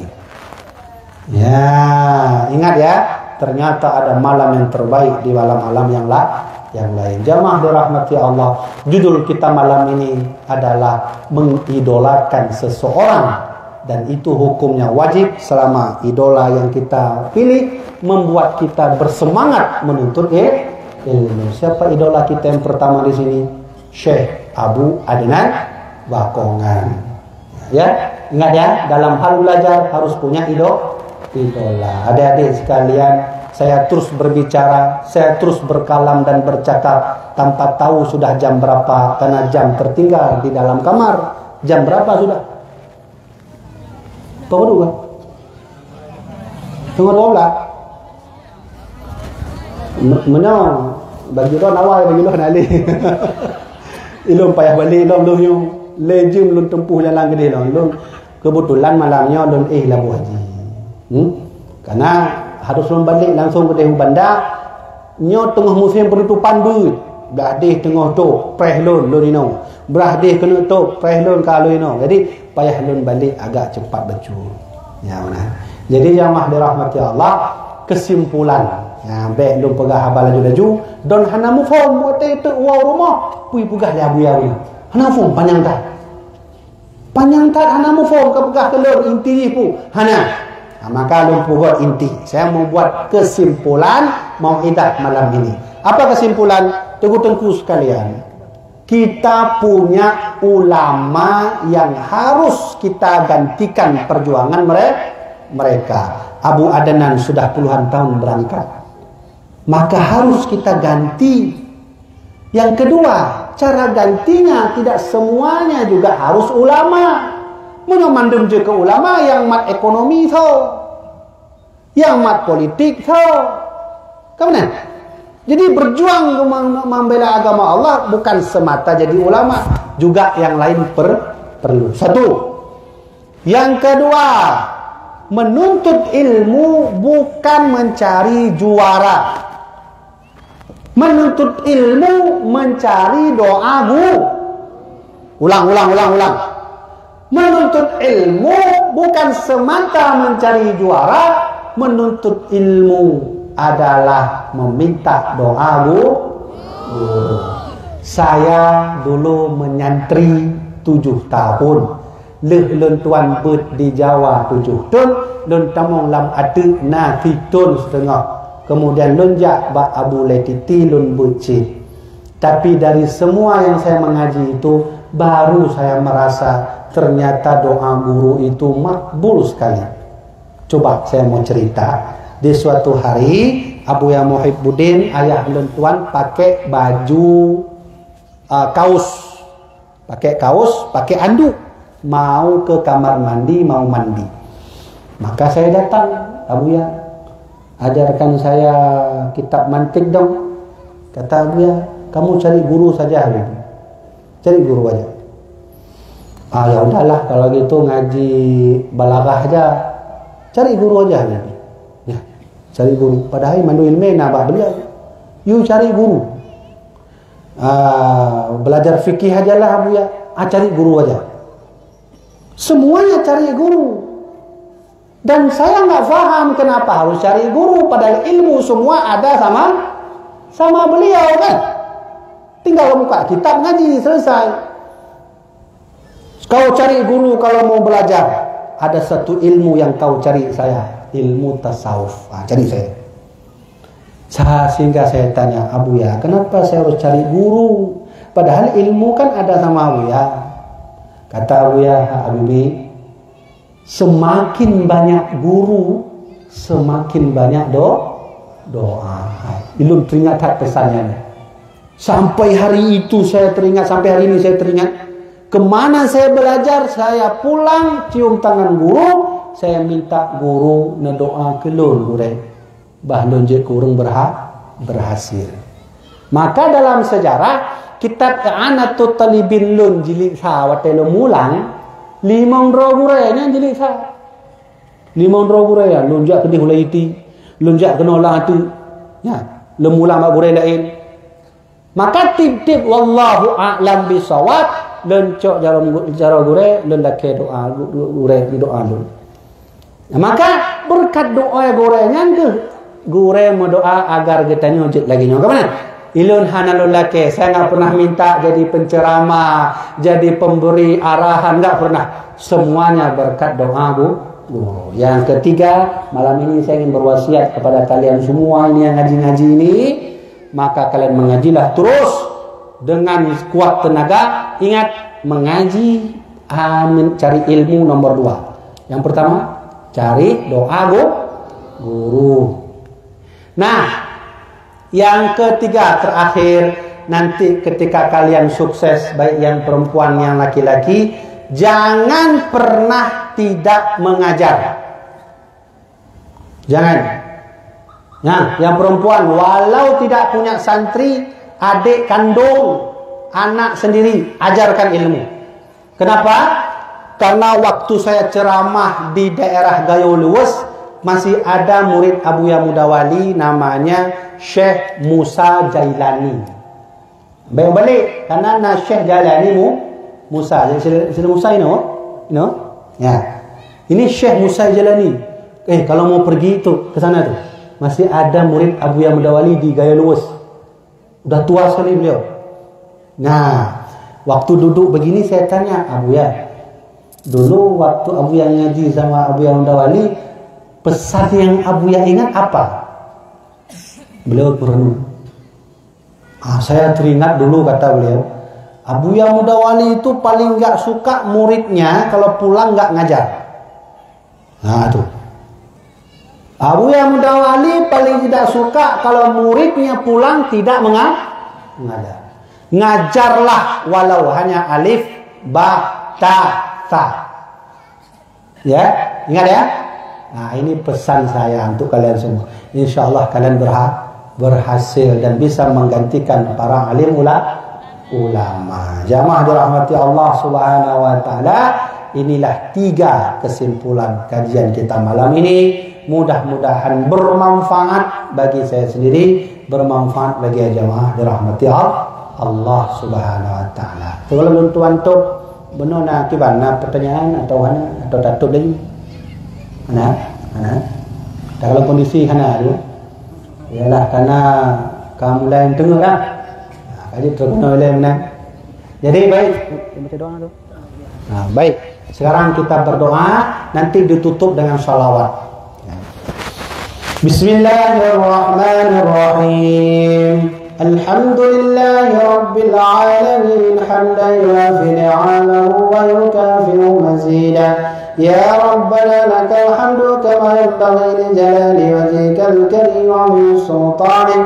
Allahumma salli ala sayyidina Muhammad wa ala ali sayyidina Muhammad.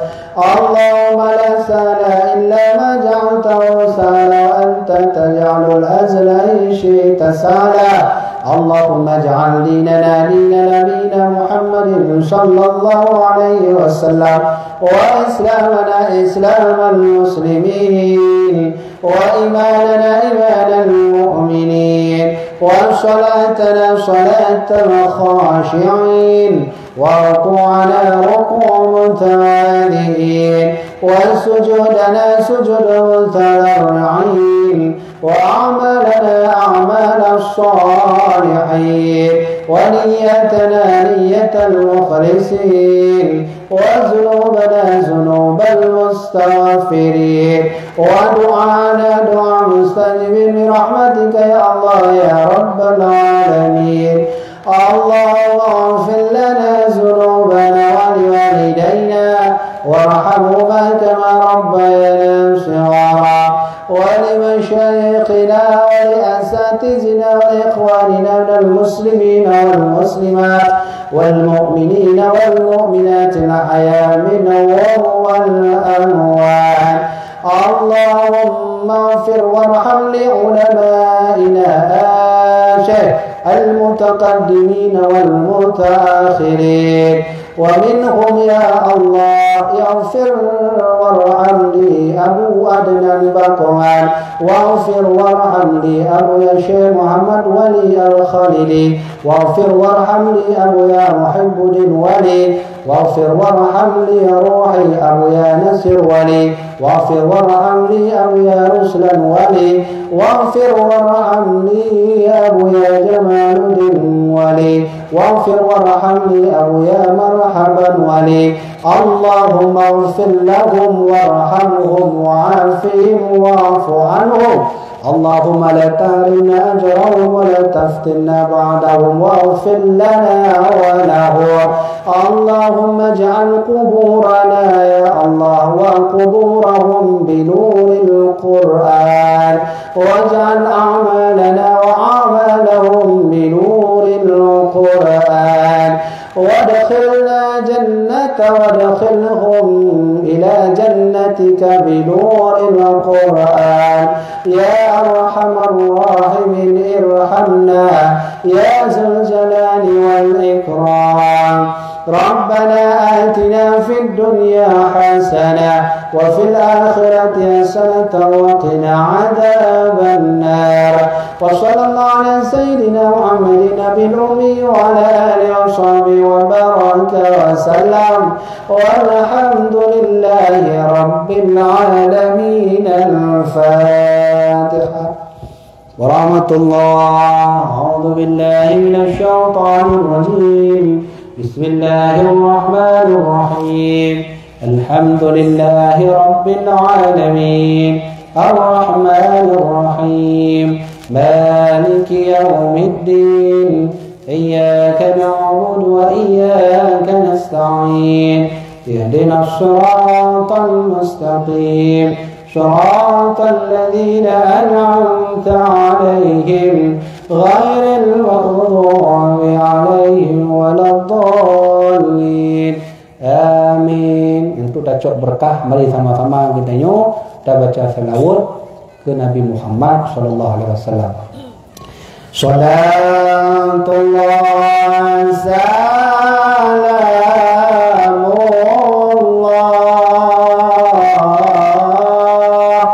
ala taha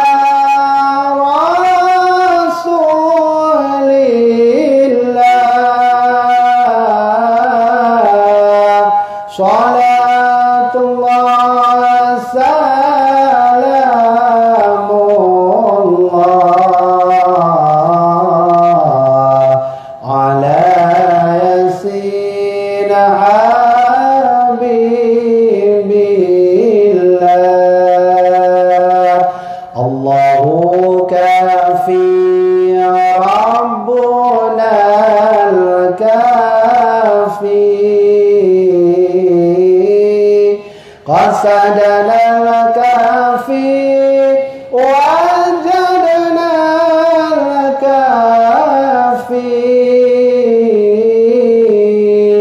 لكل كافي كفانا الكافي نعم الكافي الحمد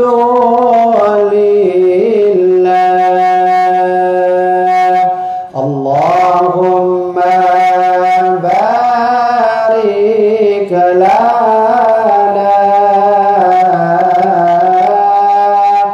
في رجب وشعبان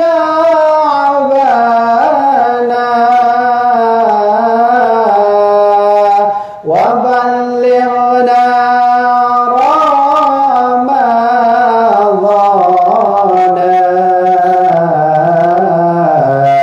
وبلغنا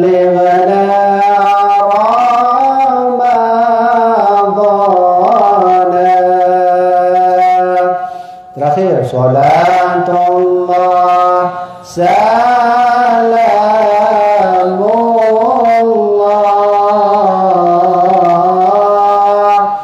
ala toha rasulillah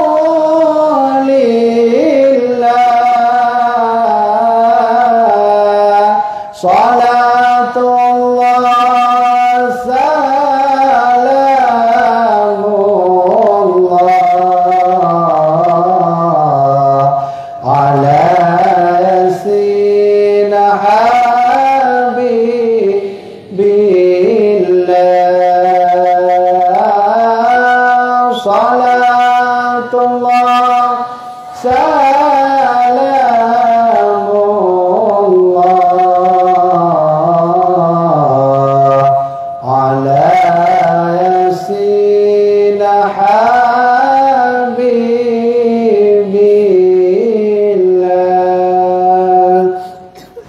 Jadi kan, selanjutnya kalau ijazahkan baca lagi untuk pulang jamaah baca. Kedua orang tua untuk laki abang-abang yang, yang nama api yang left ya. Kau tu api gua. Agaklah mah kali nanti kalau dan ada lagi. Kali terus kena oleh ayah, mak, abang, adik dan semuanya yang ada di sini. Mohon maaf sebesar-besarnya kalau tadi ada baca salah hadis, Quran atau kalam saya yang membuat hati semuanya tersinggung. Saya mohon maaf sebesar-besarnya. InsyaAllah di lain waktu kita bertemu kembali, bersua kembali dan bersilaturahmi kembali.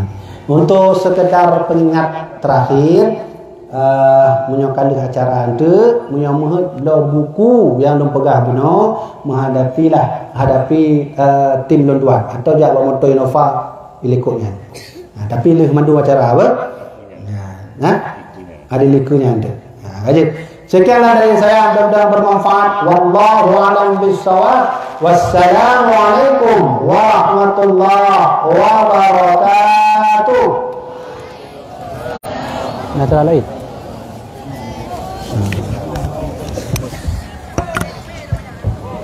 Awaknya agak gede kan? Ini nak buyah betul. Ge. Cuba ngomongkan dengan. Awaknya apa? Kak gede kan? Kira-kira betul lah. Alhamdulillah, terima kasih kami ucapkan kepada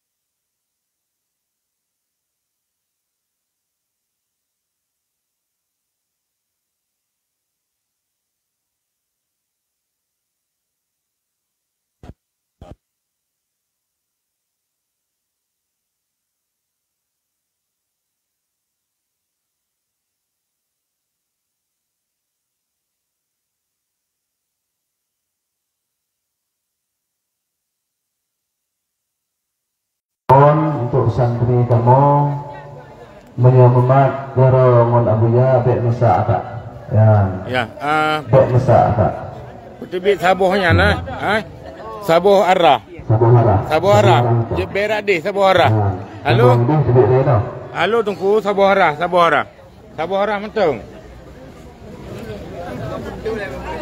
bek ada buat di Bandung mak dorongan abuya bek masa Sabuh harah tungku. Sabuh harah. Tarik dah aja. Kamu tenang dulu.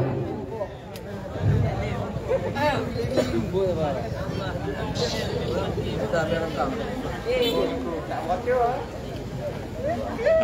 Yang nak salaman, Sabuharah. Sabuharah dari saudara tamu. Halo tunggu. Sabuharah be menyana ya gimana? Sabuharah betul. Yang santriwati ibu-ibu dalam kemah be anak payah salaman. Ibu-ibu be. Ibu-ibu karena rame. Boleh maaf, anak payah kita ini Mak Jaroli Mak Abu ya. Benar amanah yang disampaikan. Ya, jadi istirahat dulu.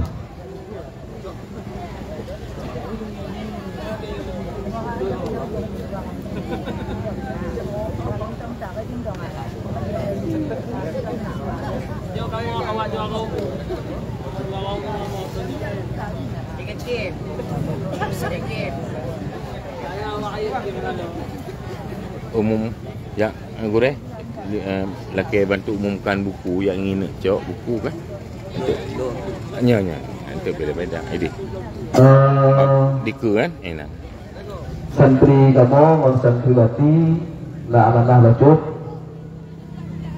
yang bahwa yang maksud buku atau kitab yang telah diabuya betul dia berupa tim di iku kan dia indah majulinan tak motor yang pun anan yang di lokal tawajuh di dia kepreh lah saya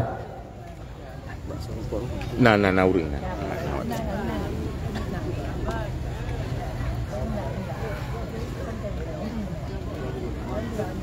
untuk wadah nak ya salaman jikan sabu arah supaya ana berbenturan Mak Jaro Sabuharah dari Gede Samo Senol Putih Mak Bekhe tak Sabuharah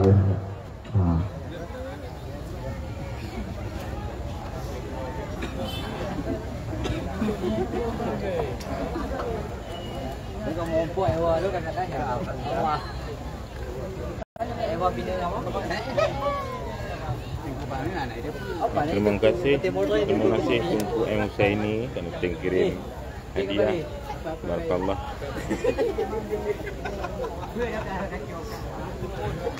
Jadi kamu Jino berangkat ke Debak Dayah Darussalam. Jadi kamu Jino berangkat ke Debak Dayah Darussalam Labuhan Haji mungkin pelewati dalam perjalanan sekitar 2 jam setengah atau mendekati ke 4 jam di doa pada Gunung Ban Mandum sahabat Ban Mandum nakarakan don walaupun letih lelah tapi kamu harus balik ke Labuhan Haji dan insyaallah sehingga kita lanjutkan perjalanan Melabuh di doa saat kamu bina halangan siapa berjalan.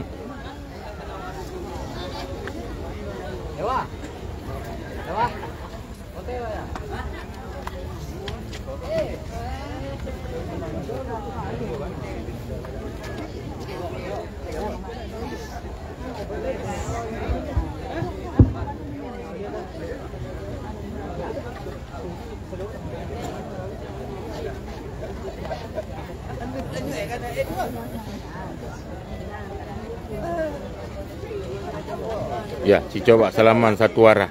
Benar, okey.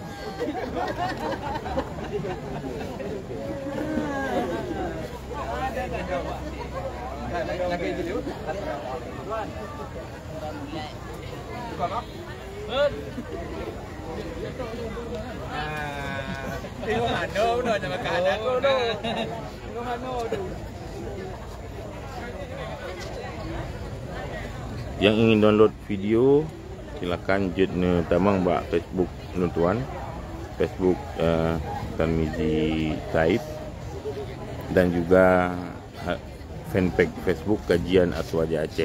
Iso maten cok kadang upload kembali di YouTube atau di media Tengku Ban Mandum. Nyan dari jamun kamu pegah nak payah laki izin silakan cok aju kadang nak pasal bak YouTube atau segala macam. Ada masalah. Nah.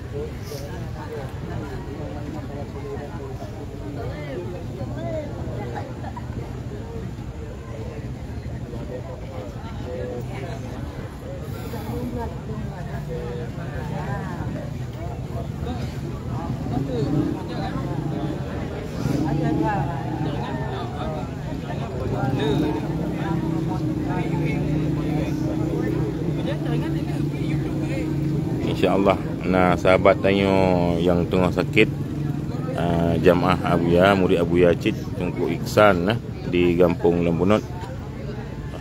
Mari kita doakan beliau sihat kembali, bagah pulih demam. Allah yang beri penyakit, maka Allah pula yang mengangkat penyakit. Kita hanya berikhtiar. Tolong doakan sahabat kita guru kita Tunku Iksan Lembunut di Aceh Besar, tengok katib beliau sakit dan alhamdulillah kami kurung-kurung becut. Mohon untuk dia supaya jika ukti au Nura, jadi kamu doa Cid karena Jino, kamu harus langsung balik ke DO Dayah Darussalam Labuan Haji. Mungkin pelewatnya sekitar jam setengah atau jam karena ke tengah malam dengan medan jalan yang memang ngeri. Dibunuh Isya kamu tu kena dari Melabuh, malam baru di Melabuh, dan Tinggal Bunga kamu juga akan balik ke DO Melabuh. Lusa baru balik ke Bandar Aceh. Selanjutnya jadual ulua ke Luntuan Tup Bilesiat close hingga selesai Ramadan dan Lebaran, karena sebelum kita puasa kalau kita skedul mandum tempat-tempat pengajian yang Abuya isi gepegat penutupan bird jadi nampak bro gure-gure sahabat-sahabat yang laki jadual Abuya Luntuan yang Luntuan laki muah, karena memang mulai malamnya mulai malam minggu nyoka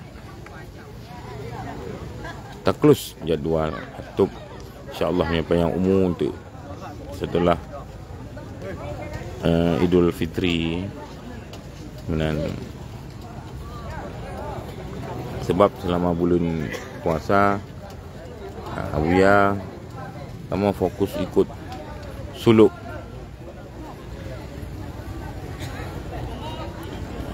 InsyaAllah untuk tahun pertama kita buka suluk di Dayah, kita di Dayah Abuya di Kampung Belangkire, Aceh Raya,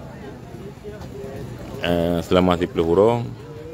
Kemudian selanjutnya kamu akan ikut suluk di Dayah Darussalam Al-Waliyah Labuan Haji, Aceh Selatan.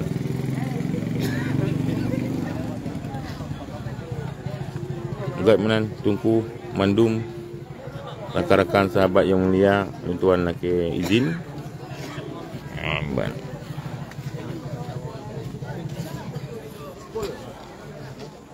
Assalamualaikum warahmatullahi wabarakatuh.